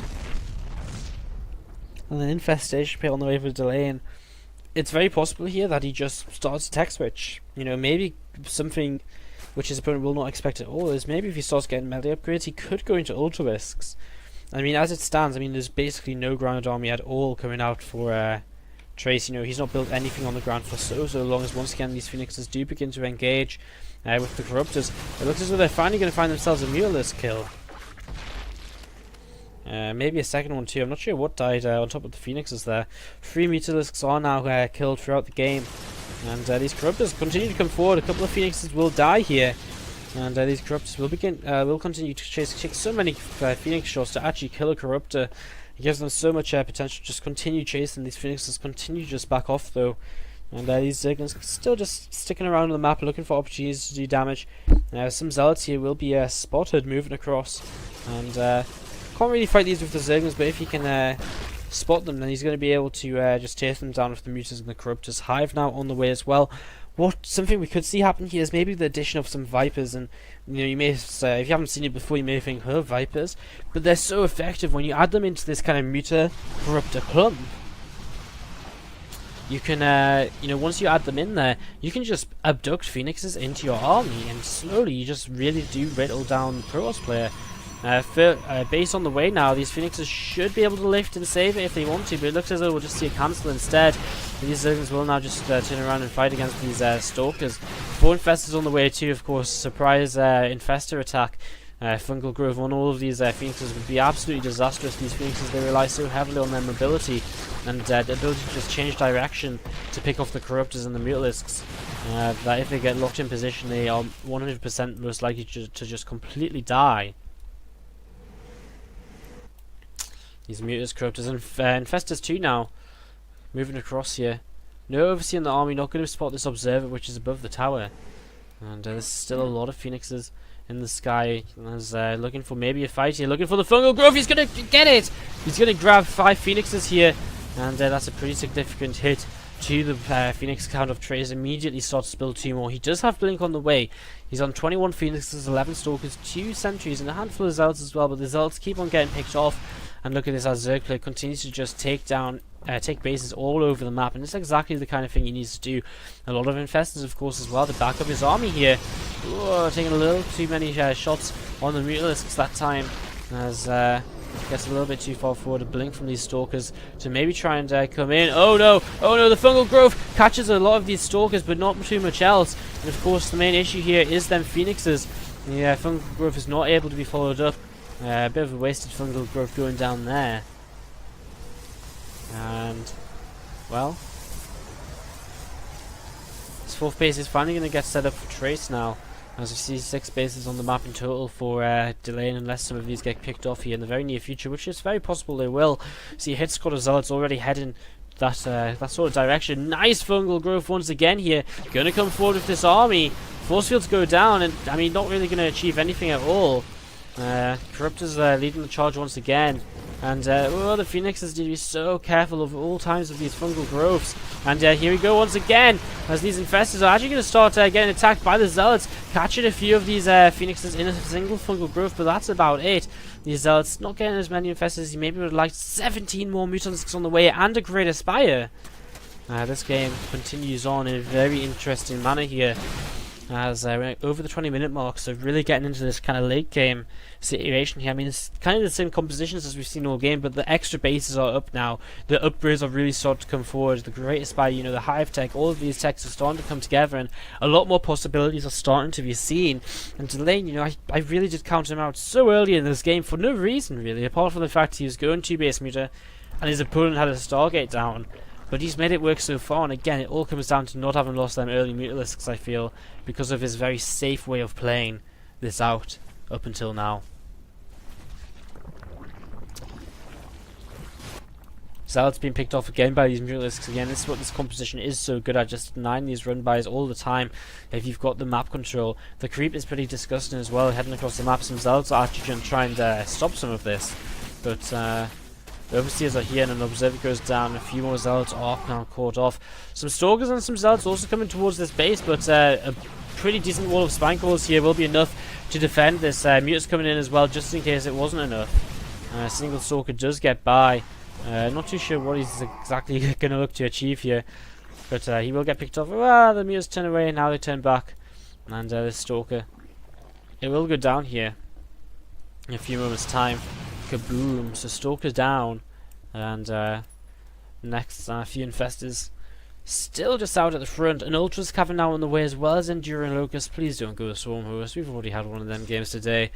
Infestors now with Burrow could try and sneak under these Phoenixes. It's going to be very important to keep that Observer nearby at all times, as we're maybe going to have a fight here. But the thing is, these Mutants, they're already in position to fight what they want to fight, which means, you know, they don't really have to retreat, and these Phoenixes are going to be pretty much okay. These Infestors still burrowed here, as now they do unburrow to retreat just a little bit. There's been Templars added into this army. Storm is researched as well, and this 5th base is going to try and be retaken once again by Trace here. But nice force of the cancel there by the Zerg player. He's got such a huge bank. He's been trading more efficiently throughout the game. With more bases up, this just looks good for him right now. But of course, his army isn't an army that can realistically fight. It's an army that just looks to always pick off units. 5 Ultras on the way, though. That will be one way to change things. To go from an army that can't really fight to an army with 5 Ultras is pretty significant here. As it looks as though some Mutants Corruptors once again moving forward to just start picking off some zealots. And these Templars are in the back of the army, and Storm is absolutely huge, and more Storms are going to come down. These Mutalisks heavily bruised, and if he wants to take a fight now, may be a good time, because then Mutalisks are very low on health, but he actually just recalls out of there. Where does he go? All the way back to his initial 4th base, and doesn't want to just commit any further at that time. Corruptors, Muters, now heading over here. This army's completely out of position to deal with this because of the where they recalled to.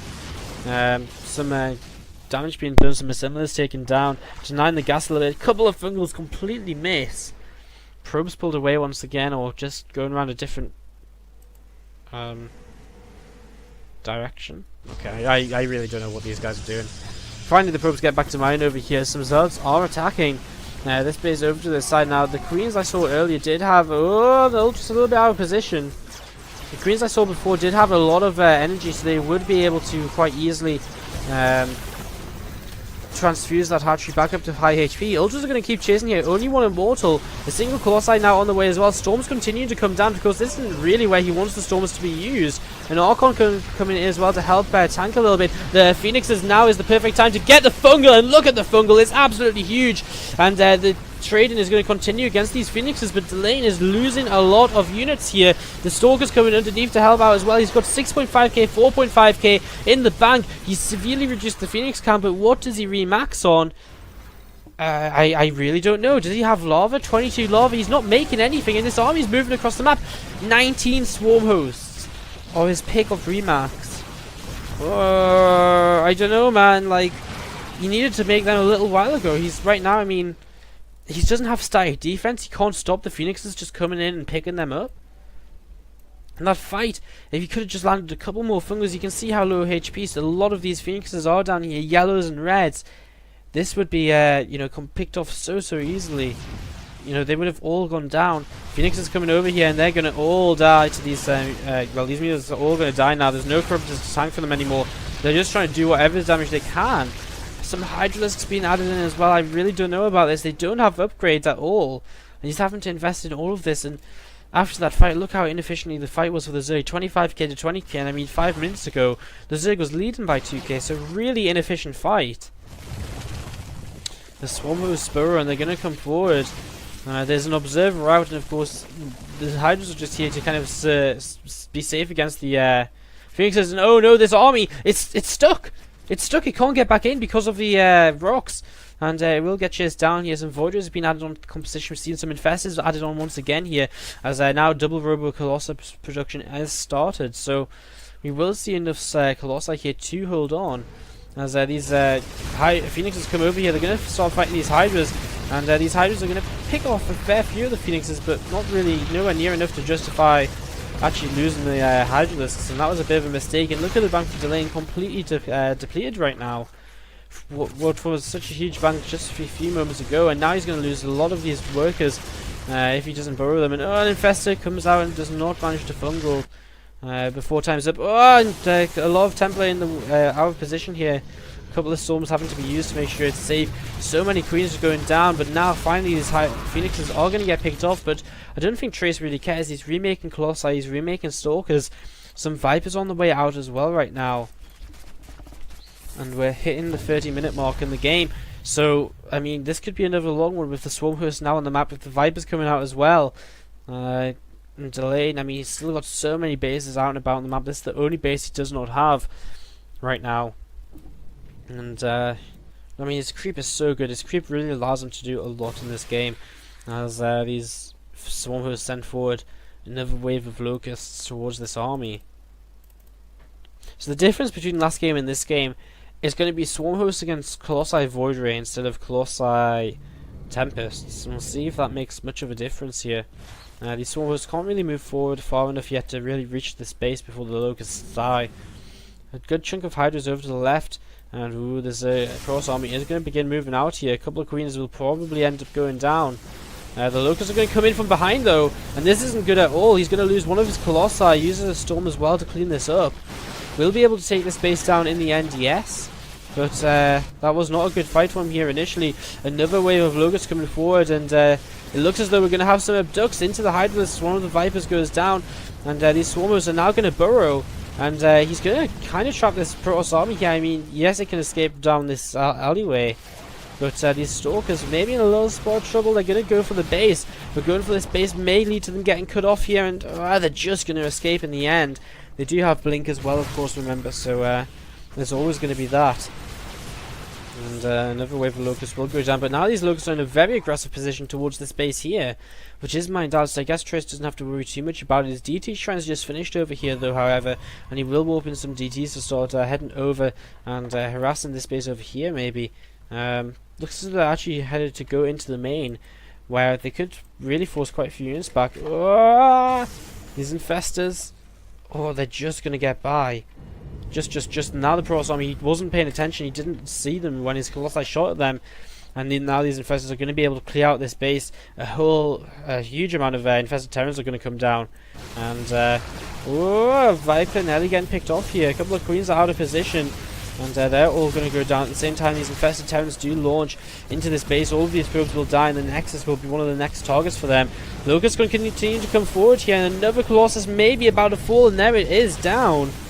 As Delane, he's remaxed, you know, he's got his bank building back up once again. He loses this base to this side once again, but at the same time he kills off this base over here. Maybe gonna be close, and he just doesn't. His 55 HP would be worthwhile to just throw down the rest of his the energy of the Infestors here, just to kill something off. DT's in the main base. The Novacy is here in plenty of time, but all the units here, Hydras are on the way to try and save the Hive. I think the Hive may very well go down though. Well, maybe not. These DTs take a break to kill off the Queen, and that's going to stop them from actually killing off the Hive here. Now, a huge amount of Locusts heading towards this base to the right once again. Kill off the cannon before they do die, but again, that's something that Trace has to worry about here in the game. You know, that base is now under attack. Some Locusts trying to, if they could just get here, that space is going to be very, very vulnerable. These Infestors are maybe going to look to hit down here as the next target. And, this Protoss army in position to be aggressive once again. Hydras and Swarmhosts need to really change their position a little bit. These Locusts are going to get killed off so easily. And the Protoss continues to be aggressive. Spore Coils are going to reposition it just a little bit. A lot of Hydras still on the map. And of course, going to try and use them to just deal with this Void Ray count. As this Colossi on the high ground just picking off so many of these Locusts. Infested Terrans on the low ground here will get cleaned up by some DTs. Locusts finally getting closer to engage. They actually kill off one of the last Templars in this army. Now we have 18 Void Rays and 6 Colossi. Some Phoenixes here as well that we apparently just found a few moments ago or something. Yeah, they should go down pretty quickly. Gonna get an Overlord, and now they all do die. Locusts continue to chase this army back, and some Infestors being added on here once again. If you can lock this army in position while he sends his Locusts forward, then you know, he's going to be able to pick off quite a bit. These Stalkers out of position, quite a few of them going to go down, and their units that Trace doesn't really want to have to keep rebuilding here at this kind of point. The space may go down over here once again. Oh, some Vipers coming a bit far forward. They need to be very careful, and if he's not paying attention, uh-oh. One Viper goes down, 2 Vipers, 3 Vipers, and one of the Vipers gets away. He abducts the Void Ray into the Spore Coils, where he gets away with just shield damage. And these Locusts continue to attack into this base. Looks as though Stalkers are going to be able to take out this base. Stalkers up here are actually killing off the workers. So much happening at the same time right now as the Void Rays and the Colossi are moving forward. Once again, a couple of Storms, and the Swarmers, they're in trouble. These units, they're in range of them. The Storm comes down, and the Locusts are going to get taken down pretty quickly. The Templar will die. The Hydra's coming in position once again here as these Stalkers still not being taken out. This base now dies to these Stalkers. This is a very tough positioning for both of these guys right now. More Infestors is being added on for our Zerg player, and Protoss player continuing to move around on the map. Can't quite get over there where he wants to right now, and he may very well lose another base, which is going to mean he's going to lose all of his mining. Looks as though these Hydras will eventually just clean this up. He will get back to mining over here. Still can't take this base though, and this is a base the Protoss player has been able to establish. And this Protoss army now just backing off for a little while, and couple more Stalkers. And some Zealots too. Gonna get taken out on their way over here, so pretty nice catch with these Locusts. A single Stalker over here now will try to harass. As this army once again beginning to move forward just a little bit. Colossi will start dealing some decent damage to these, but there's not much to tank for the Colossi once these locusts get in range. Colossi taking a little bit of damage there. Some Hydras are going to go down as well. And still a lot of Hydras available, a lot of Vipers too. And without any Templar in this army, feedback abducts are definitely a possibility into the Hydralisks to pick off some of these Void Rays. He's actually going to come in, and there we have it. A Colossus goes down. Colossus is probably the better pick here, because killing a Colossi means he can do more damage with the Locusts before they all die. With DT in the main base, going to get this high, but DT's over here as well, forcing these drones to burrow once again. Once these Locusts get in next to these Colossi all at the same time, it looks as though another Colossi may die. Some Hydras moving forward, a lot of Hydras moving forward. And again, this Protoss army gets into a pretty aggressive position. Pure Colossi Void Ray at the moment. This DT's picked off so many of these workers. Now down to 26 drones and 38 probes. In fact, a lot of the workers are here. That's where I thought they'd all been killed off, but a significant amount definitely have been. Retaking his gas here as well. Needs to keep mining that. Looking for opportunity to abduct once again. Here they'll finally some new Templar in with the army. No storms on them just yet, but again, their main purpose is to really just be able to abduct. As Swarm has been sent out once again. Still a fair few infestors here on the map. And they could be an absolutely huge turning point of any kind of fight if they can lock the army in position for the Locusts to get close. Oh dear, this base is going to go down over here. Protoss is going to move towards the Swarm host though. The Locusts are here, and no Fungals just yet. He backs off in plenty of time. And coming back in plenty of time as well to be able to defend. Another Stalker picked off on the high ground.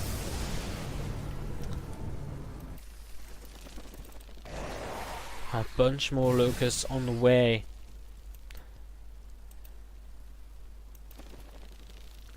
So I'm just going to find some probes here. Hydralisks even. DT picking away there. There is Overseers here and there. The banks for either player still fairly even. A little bit less gas for the Zerg right now. As he maybe just can't keep dealing with these DTs. These DTs continue to just do so much damage. Again and again at his bases, and he can't really afford to invest in spine cores and spore cores. His bank isn't that large at the moment. I mean, he barely has enough spine cores and spore cores over here. Hydra's over to this side. I'm not sure what they just picked off. Was it this base again? It looks like yes, it was. As Locusts are going to come up here and get killed off very, very easily. Infestor's looking for a possible fungal. Not going to get it though, and Templar leading the charge, looking for feedback maybe. But again, they're not going to quite be able to grab that there. As Protoss tries to expand over here, but the DT and Azalot warped in to be able to kill off these Hydras in this base eventually as well. Mining really limited for both players right now. The income tab, as you can see, very low on either side. Slightly higher for the Protoss, and considering he's got a higher bank, that is good for him. He's continued to increase the resources lost. A couple of Templar coming forward uselessly though, and that's not the kind of trades that are going to win him fights. And nice abducts. Finally, these Vipers are getting some abducts in, but only a single Void Ray goes out of the 4 abducted, and just wasn't quite enough. And DT goes down here as well. Every unit is so worth so much right now. Even these pylons falling over here, and probes, and even the Zealots which may die. It's kind of very costly. Now Zealots, of course, much cheaper than Hydralisks, because Hydralisks cost gas as well. Look at this though, big army movement towards this northwest base maybe. And running out of Templars, running out of Storms though. Could see some Vipers coming in. Oh, are we going to have an engagement here? We're going to see some Fungal Ghosts maybe coming down. A lot of damage being done by a Storm. No abducts come down in the end. And these Vipers just stay away. This base lives for a little bit longer up here. The only source of income right now for Delane. Whereas we still see this base up here. Imagine he just dropped a couple extra infested Terrans and killed off this base. This game could be so different, because this would have been a base that would have had to be remade for the Protoss player. A couple of Colossi being left behind here, and one of them may very well go down. Doesn't have the high ground vision to finish it off though. Will get a Templar maybe? No, just doesn't. The Colossi, way too much DPS from them. As we still see these two players just posturing around the middle of the map right now, and more Locusts continue to come forward, trying to establish this base over here. And the problem is, if he just sits here on this base, Protoss player, well, there's two things. I mean, he only has to sit here and he basically wins because he's mining more. But the Zerg player can also much more easily position his swarmers to just keep on trading. Oh, the Hydralisk's a bit too far forward here. The Locusts continue forward, and will they get Colossi again? No, they will not. Very low HP on one of the Colossi here still. As Swarclaws move a little bit further forward, and realizing now the main point of his focus will have to be towards the space at the bottom left. But the Zerg player is starting to be killed off. He's 40 supply down, and we may see some abducts here, and we really need to start seeing something to be able to pick away from this Protoss army. Now, if you could kill Colossi, if you could kill Void Rays, he'd be in a good spot, because the Protoss can't remake, simply because he doesn't have the money. He has the minerals, but he doesn't have the gas. And now finally a couple of Void Rays getting picked off coming forwards. And how many Infestors do we have left over? Only 4, so a few of them have been killed off throughout the game. And that's pretty painful. This base has been picked off up here. Whatever it was that picked them off, I'm not quite sure. Some long distance miners still taking places. An abduct maybe coming forward. There's a Colossi abducted. A second abduct will bring it into these Hydralisks. And a nice little pick off there. Another Colossi in the production tab. Protoss army moving back once again. And a few Templars are just falling back. Don't have the energy to storm quite yet. Vipers getting their energy up once again here. May go for a couple of abducts into the Locusts. The Locusts die so quickly. Some cannons being added on over here, and adding the cannons on over here is really going to limit Delane's chances in this game. I mean, he can't mine gas right now. He needs another base, but his problem is he's maybe even too far over this way now. Imagine his army was like here and attacking this way. It'd be much more helpful, and considering he's not using this base over here, it's maybe something you could consider. Should consider, like, you know, moving into position for, you know, because then he can slowly move up to the high ground as well, and then he's in a much better position in all of these fights. Now this time the Vipers are coming forward with these Locusts. Not happy to take the fight just yet once again though. And well, 15-minute mark, we've seen this before already in this best of 7 today. Looks as though one of the Vipers did just go down. Are we going to see another 1 hour game with 10 in-game minutes away from that being a reality here? There's a bunch of Locusts once again going to get picked off.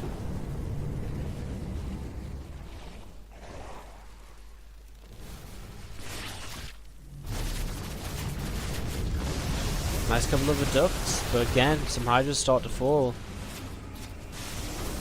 The Locusts are chasing.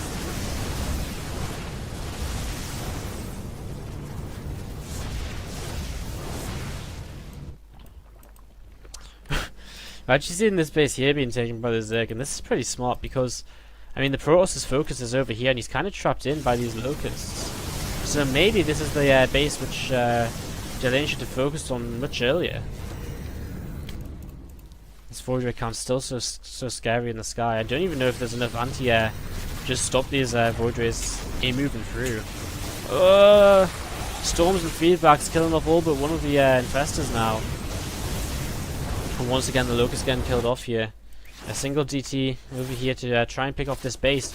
Will go down then, this base finishes, so we have income once again for our Zerg player. Of course, Cross player has an even fresher base over here, and he's still mining over here as well. And of course the army supply is heavily in favour of the Protoss player right now. I'm not sure what exactly Delane should remake. I mean, he's actually making some drones, which is not a bad idea. I think he may need more anti-air, needs something with anti-air. The problem is he's not being able to use the Infestors to real much effect. Oh, another Viper goes down! A huge pig off there with that feedback.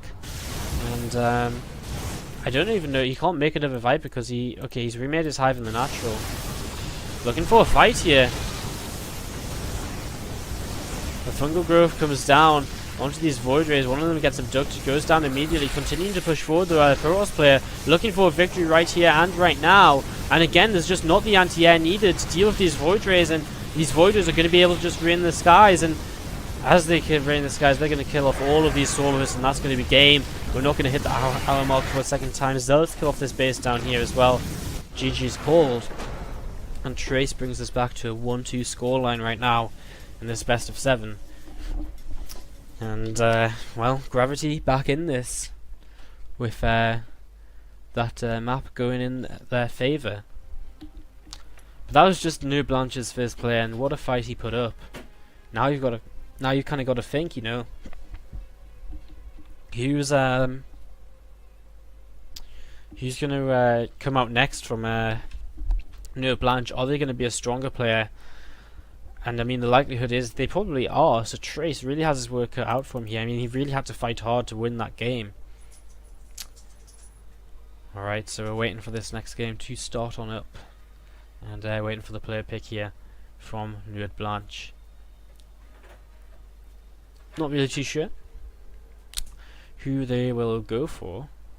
They've got Petit Drogo still in this chat channel. They've got Setson in here as well.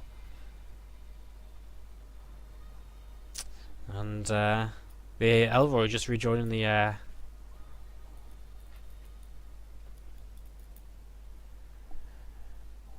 Elroy just rejoining the chat channel now, so it's very possible we maybe see a game out of him.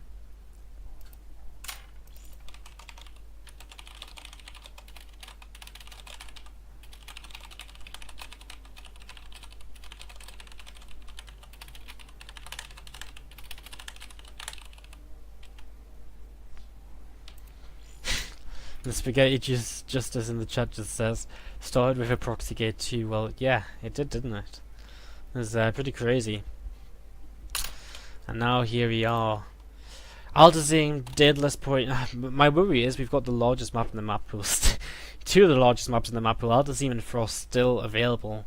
Daedalus as well, a very good map for Zerg players. And Habitation Station is also a possibility to come out here. Waiting for the next player from Nuit Blanche. And it is going to be Elroy, so it's going to be his map pick. We'll see what he's going to pick. It's going to be a ZVP once again. And we'll see if we're going to see another Swarm Host game. Hopefully not. I've got my fingers crossed. Uploading this one to YouTube is going to be pretty darn fun later. And it's going to be like a 3-hour long video. I'll only take all night. Daedalus is our map pick. A very good decision to take this now. It saves another one of your players playing on it later when maybe they get sniped by a Zerg. So I like this pick. I'm going to invite in these guys, Trace and Elroy, to get game number 4 underway here. Gravity just pulled it back to 1-2. Can Blanche resecure their advantage in the game by 2 maps? If so, Elroy will have to take this game. So awaiting his accept of the invite, and if they are ready, we will start up straight away. It's going to be the green Zerg versus the pink Protoss here. As Trace is ready, and if Elroy is ready, we will go, go, go.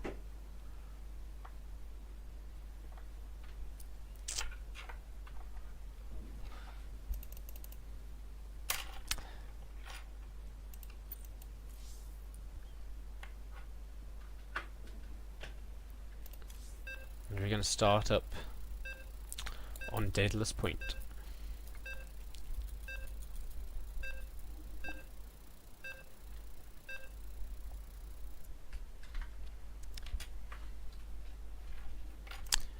Let's get into the game.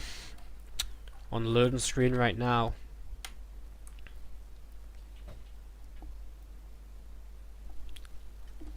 And here we go. Into map number 4.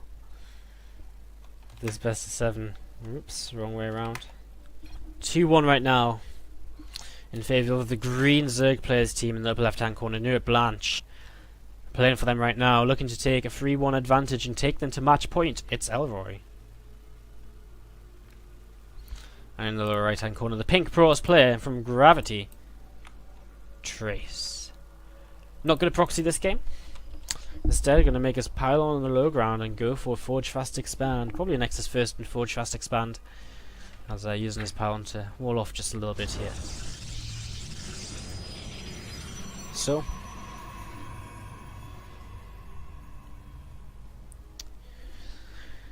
Here we have it. Checking for a proxy gate in his main base, just being nice and safe. And now going to move on down to the low ground and maybe even just scouting around here for his proxy gates as well. In fact, that's exactly what he's doing. He's going to find this probe. Not going to be too worried about that again. He just wants to see if a proxy gate is underway or not. As this probe will get into the main. See, no pool just yet, and Elroy will have to go for a pool first. With this probe over here, there's no way he'll be able to sneak a hatchery first down, and probe will block it for way too long, so it should be a pool first. This drone could maybe make a hatchery if he wanted to. It's not going to happen, and it looks as though the Protoss player is also going to go for a Nexus first here, unless he adds on the cannon right now, which he might. Maybe he adds on a gateway expand. No, it's going to be a forge, so 15 forge. Get in position to just make the Nexus though, but possibility to cannon rush is here, but again with pull first it's not that common, but still interesting to see him throw down the forge first. It may just be because of how he was on this map. He may not be able to be safe in time for Zerglings coming across. So that's definitely a factor to why he maybe just goes forge first instead of the Nexus first.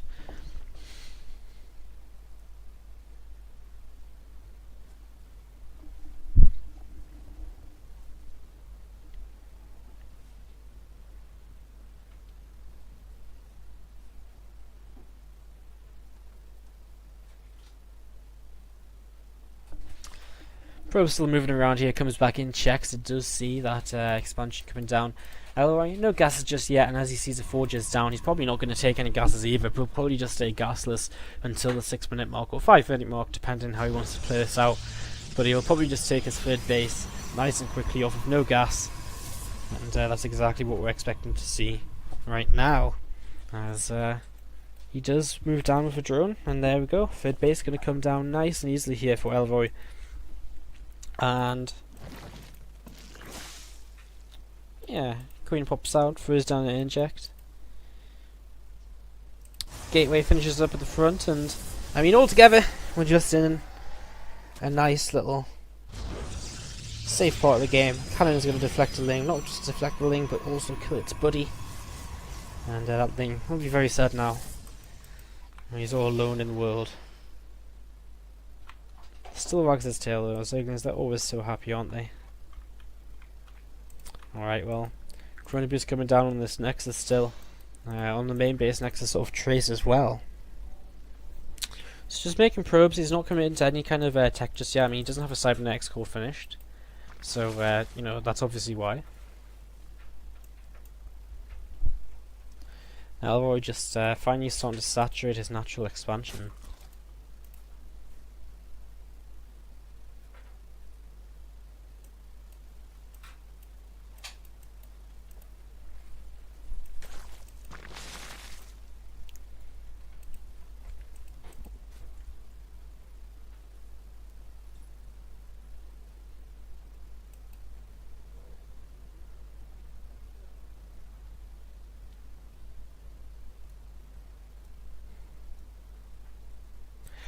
Not really very much happening, just this single Zealot walking across the map. Shouldn't be too much of a problem to deal with. I mean, the Queen's going to pop out of this third base.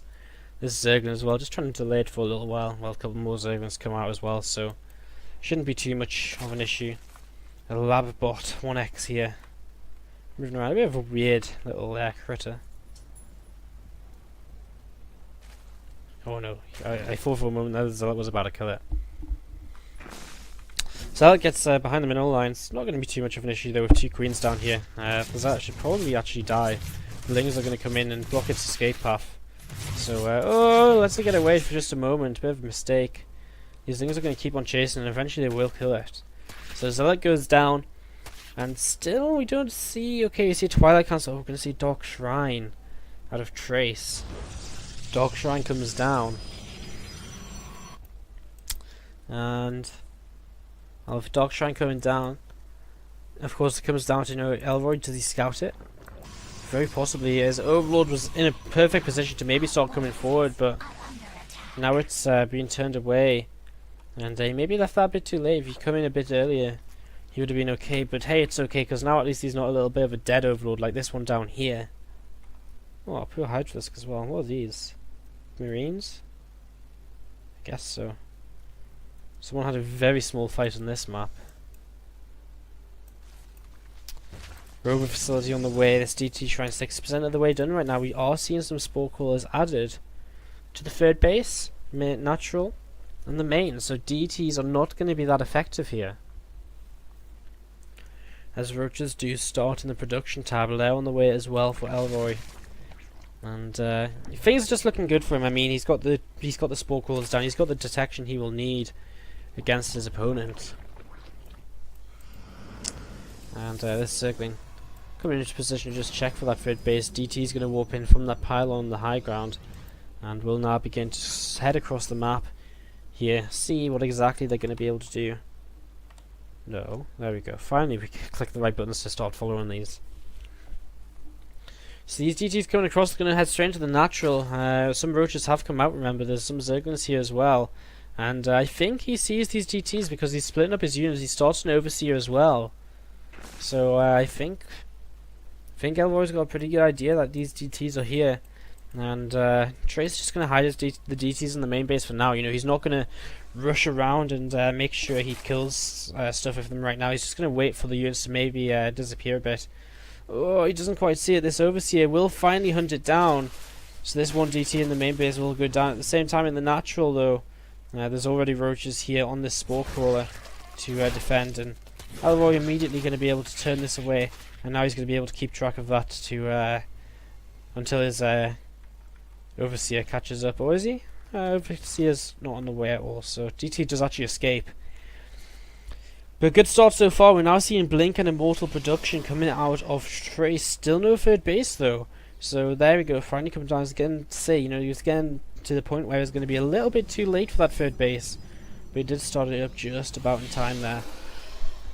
There's another Immortal going to come out. So he's going to be pretty safe as he takes this third. However, I'm not too sure if he can really fight this army. I mean, it's a very wide third base. The force fields are going to be very limited, the ones that he's got. Roach speed about to finish here too. Now he's coming down the ramp. Is he going to be able to force field enough? He's actually already lost a lot of... He's actually already been forced to cancel his third.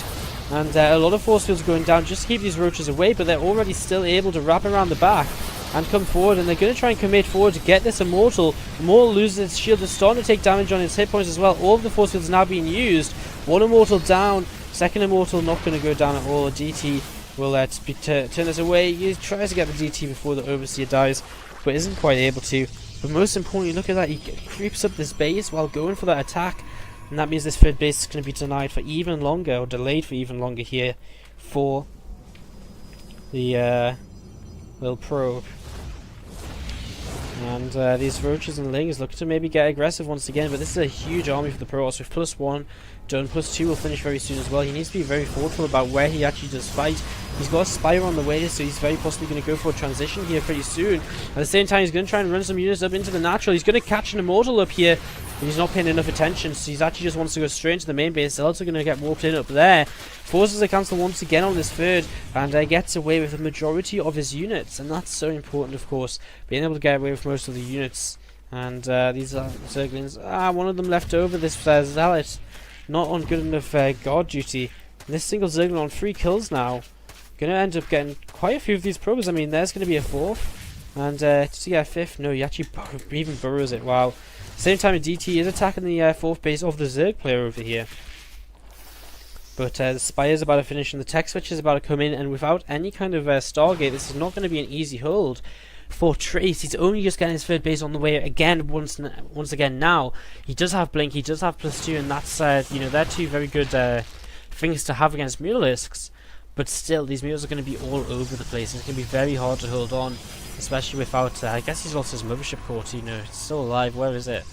Over here at the third, and with the third not finished, I mean, still can't quite. He can't overcharge his third base. So.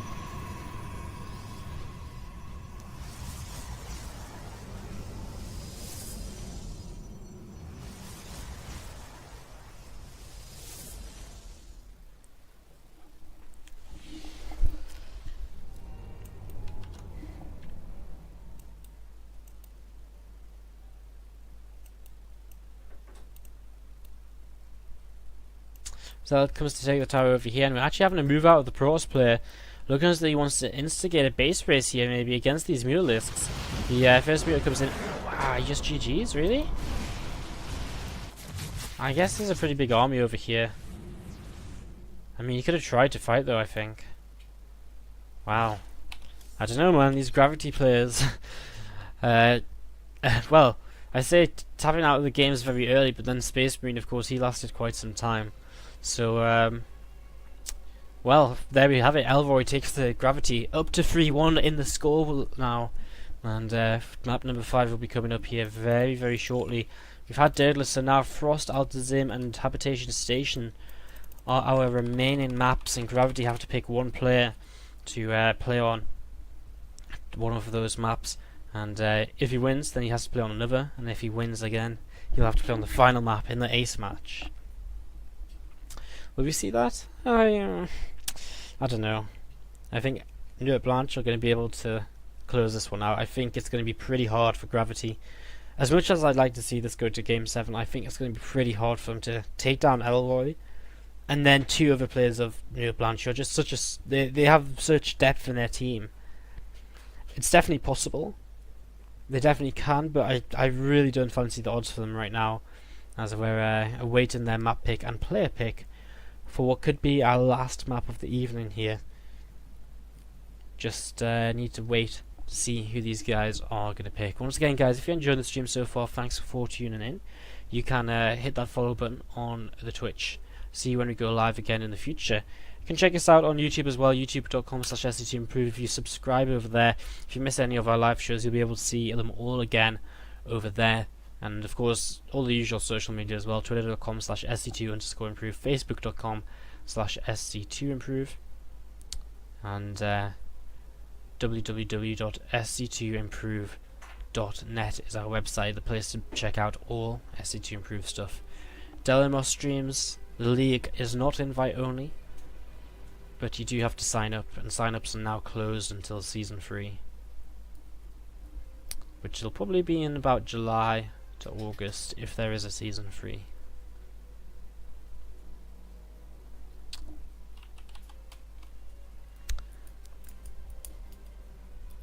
So waiting for Gravity to pick this next map still.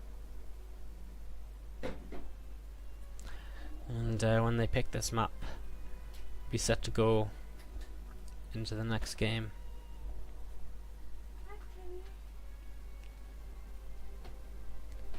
It's just gonna wait for that.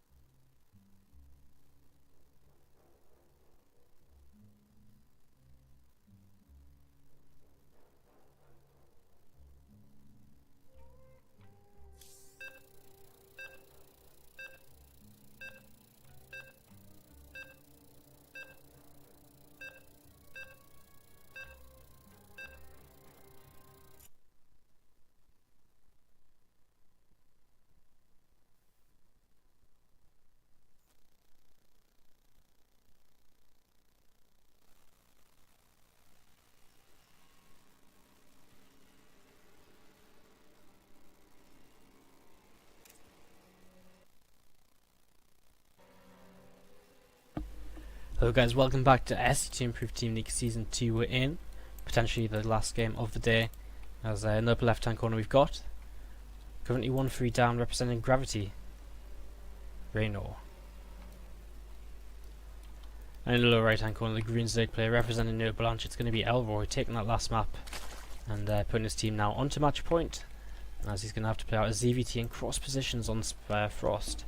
It's pretty good spawns for him here to start off with, at least. So you're going to see just the initial SCV depot coming down.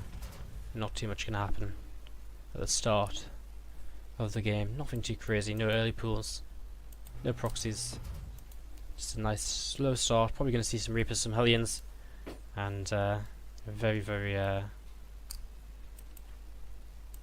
standard start to the game. At least I'm assuming. We could see Elroy go for something a little bit crazy here. He's his team are 2 games up.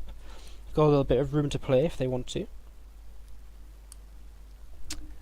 And there is that barracks and gas coming down for Rain, also going to be opening with that Reaper. Very standard opening. ZVT gives you so much map control, so much possibility afterwards as well to go into the Hellions, third CC, extra barracks, whatever you want to do. Hellion Banshee even into mech, into bio, any kind of style. So no surprise at all to see this gas coming up as Elroy sending his overlords out hatch first for now, and going to follow this up with a pool very soon.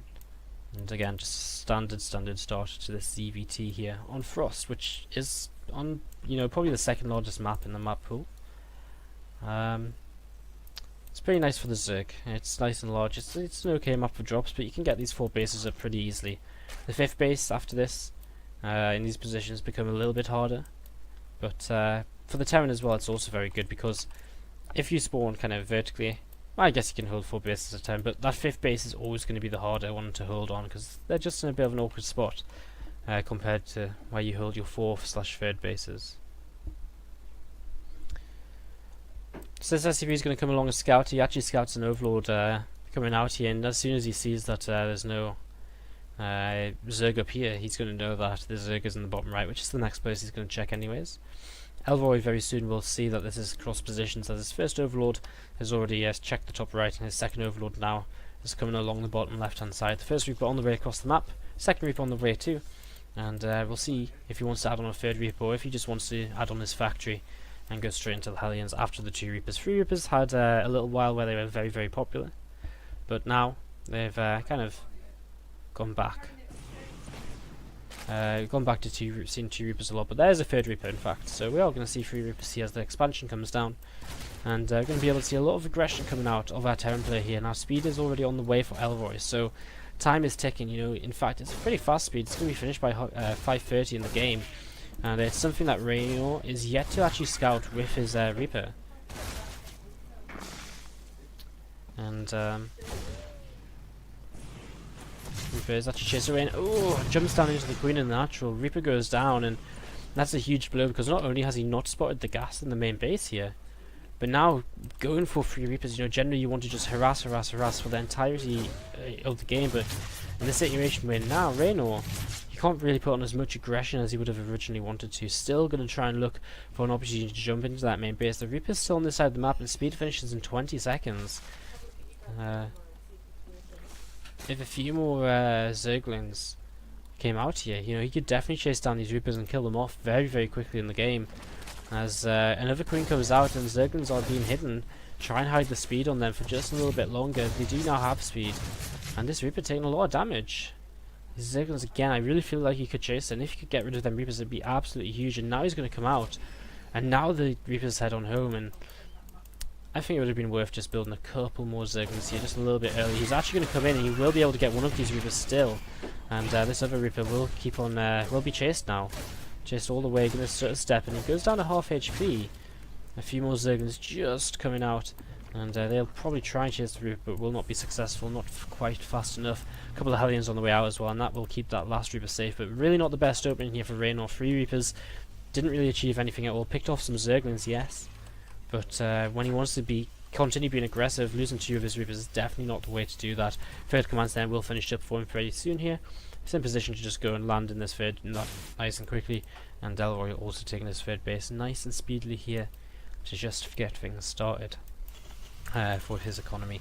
Double Evo Chamber coming down, going to see his extra gas coming up very soon as well, most likely, as well as his lair, and going to be just in a pretty nice position here.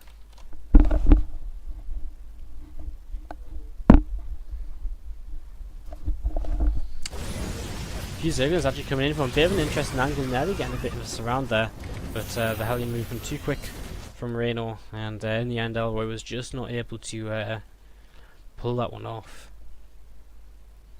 The Italians backing off just for a few moments. More Zerglings coming out on the map again, just looking for maybe a way to catch these units off guard. These depots are down right now. He could maybe get into the natural expansion if his opponent is not paying attention.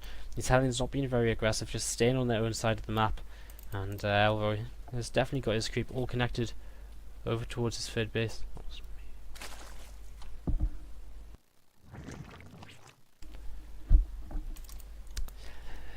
So he's got his creep spreading out now. It's going to start extending across the map as these Zerglings to the top look as though they did just get deflected from the natural, and will actually now get picked off by all of these Hellions. So Zerglings go down, but so many more drones just coming out for Elroy, continuing to drone up here. His 1-1 well on the way, and that's something that the Terran player is only just starting. His lair going to finish up here very soon. So I mean, Elroy is just in a fab spot. He's going to be able to start his Spire up soon. He's going to start his Centrifugal Hooks. He's going to be able to start 2-2 as well. And he's going to be in a very good spot this game. Again, set another hit squad of Lings just to the top side of the map here. Looking for a way to just do damage maybe when the Terran player is least expecting it. And may even, if he knew about this third base right now, he could get over there and just do some damage. He actually checks over here already for that third base. Probably because he expected to land here after seeing it earlier with an Overlord. But little does he know it's actually being taken in the other location. And again, if he ran over there right now, 5 Marines are going to die very quickly, and that would be a lot of good damage done. Zerglings are going to run by. We get past the initial bunker here, and Raynor very late to respond to this, as at the same time his Hellions were being a little bit aggressive. He's losing a fair few SCVs right now, and does this Zerglings get into the main base? No, they do not, but they will wrap around and get another Marine kill before finishing off. 5 workers, again, a nice little trade, and keeps this Terran player thinking, you know, he always has to be worried about these counterattacks, because it's very, very scary. You know, he can never safely, realistically move out.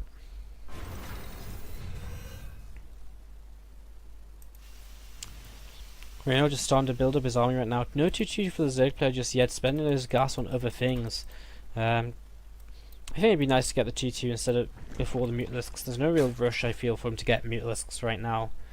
You know, you need them in the late game to make sure you can shut down the drops, but right now I think the 2-2s should definitely be a priority for him. He's got so much gas, so many minerals, but it looks as though he just wants to make 10 Mutalisks as soon as possible. Taking a 4th base now as well as a macro hatchery coming up in his main base, so looking good. Ooh, moving out here straight away, picks off one of the Hellions, but takes a lot of damage in the meantime. Loses a couple more Lings as well, and this is a big attack moving across here. A couple of Balins are morphing in, but only a couple, and some creep will definitely begin to go down here. Korean's having to retreat just a little bit.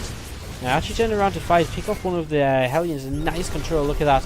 Able to pick off a Hellion and keep the Queen alive. Now there's already some Balins here, and remember his Baling speed is finished, but there's enough medevacs to just pick up and leave whenever he feels he's in trouble. A lot of the creep has already been killed off. He's waiting for the Mutalisks. He wants to wait for the Mutalisks before these units pick up, and it looks as though Raynor's actually just going to trade in this fight, but he's going to lose absolutely everything here. Now his medevacs boost away, but Mutalisks are in hot pursuit, and with these Mutalisks coming up behind these medevacs, one of them 100% will go down here, and there's only 5 Marines? Well, I mean, I don't know, 5 Marines, these Zerglings plus the Mutas should be able to deal with that, but the Zerglings on their own definitely will not.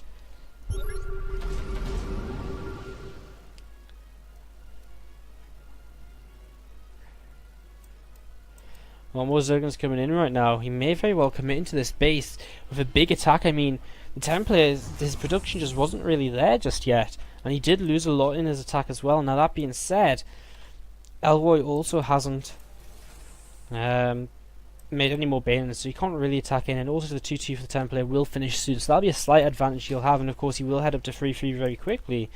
Something the Terran player also hasn't done yet is to put turrets in his main base, so a big flyby of the Mutas into there could be very, very effective, as once again we see Marines moving out into the middle of the map, but it looks as though Zerglings and Mutas are just looking for a way to counterattack and do some damage.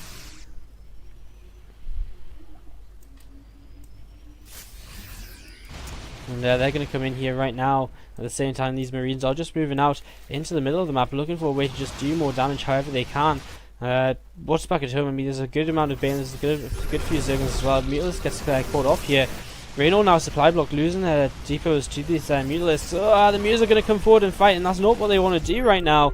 But he does have Banelings and Zerglings up here, but does he have enough to hold on at home? This is a pretty scary Terran army coming out, but I think he does at the same time. Here we go, rolling into this third base, and the Mutalisks are now going to reign supreme in the air. There's absolutely not enough anti-air. Here's some more Marines. Banelings do not really connect. These Mutants will have to turn away. At the same time, there are more Lings, more Banelings coming across the map. These mines have been left behind, and they're going to go off on some Overseers. And the Mutants do just survive to the left-hand side right now. So Elroy keeping up the aggression. Terran player still has a lot of Marines here, though. And both of these players need to really spend their money.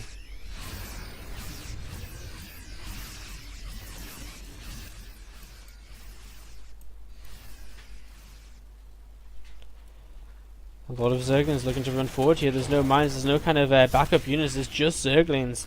And I think he'd need a few more Banelings if he really wanted to fight in there. Can't go in here because of them turrets. The mines burrowing just in time. And will survive for now. A lot of Banelings morphing in, and it looks as though our Zerg player is going to try and come in from a couple of different angles. The mine hits here initially are pretty good. The Terran player needs to split. He is off creep, so that means his splitting should be pretty okay against these Banelings despite them having speed.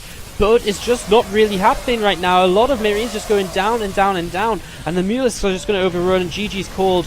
Kaboom, the whole of the mineral line blows up as he taps on out of the game, and Elroy closes out the clan war. 4-1 for Nuit Blanche. And Gravity, they fought hard, but today just not good enough. Just not good enough at all, as Elroy takes the victory.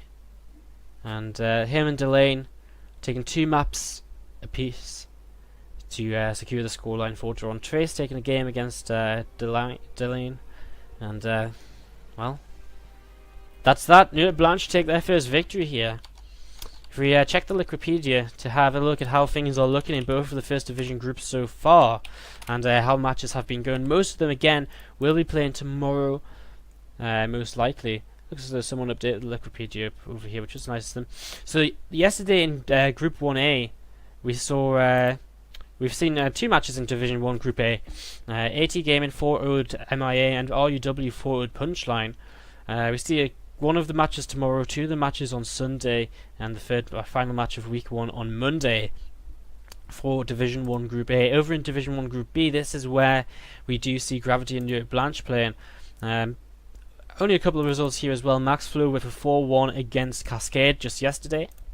And Alien Invasion took a 4-0 against Alternate a few days ago, on Tuesday in fact. The first match to be played of the Team League. As you can see, coming up tomorrow, we've got REG against Demos Esports. And on Sunday, Vega Squadron against EC Visualize, Darkstar against Eastuber from this group as well. So a whole bunch of stuff happening over here.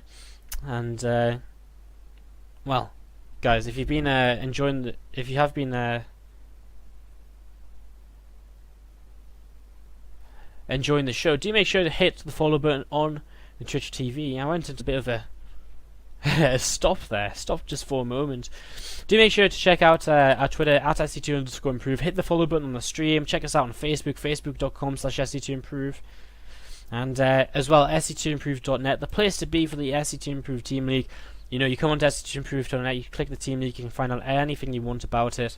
Now you can find out a bit about Team SC2improve, you can find out about the Winter League, when that was there around. You can see our upcoming events, and you can see all of the upcoming matches as well for the Team League, as well as any other news that we may have. So definitely worth checking out. Do go on over there. And finally as well, our YouTube, something we're definitely going to try and push with this new season of the Team League a lot more. We're going to be uploading all of the matches which we stream on here as spoiler-free single uploads onto YouTube, so that you can just tune into YouTube, pick a game, you can click on the timestamps to go to game 1 to 7. If there isn't 7 games, there'll still be timestamps, and the video will just be extended on the end, so you'll be able to just go on through, see who's playing, get into the games, and watch them nice and easily. Guys, I've been Woody. It's been quite fun to cast tonight. We had a couple of longer games. The first Stormhost game was way too long. But the second one was a lot of fun, a lot more action actually taking place than that. So I hope you've enjoyed it. Do make sure to hit those follow buttons, those like buttons, and check us out again in the future. Go enjoy WCS America right now. Pult is currently playing against Revival, and I'll maybe see you tomorrow if we decide to stream. Probably won't though. We'll probably just see you guys on Sunday. So thanks for tuning in, and see you all later. Oh, that wasn't the button I meant to press.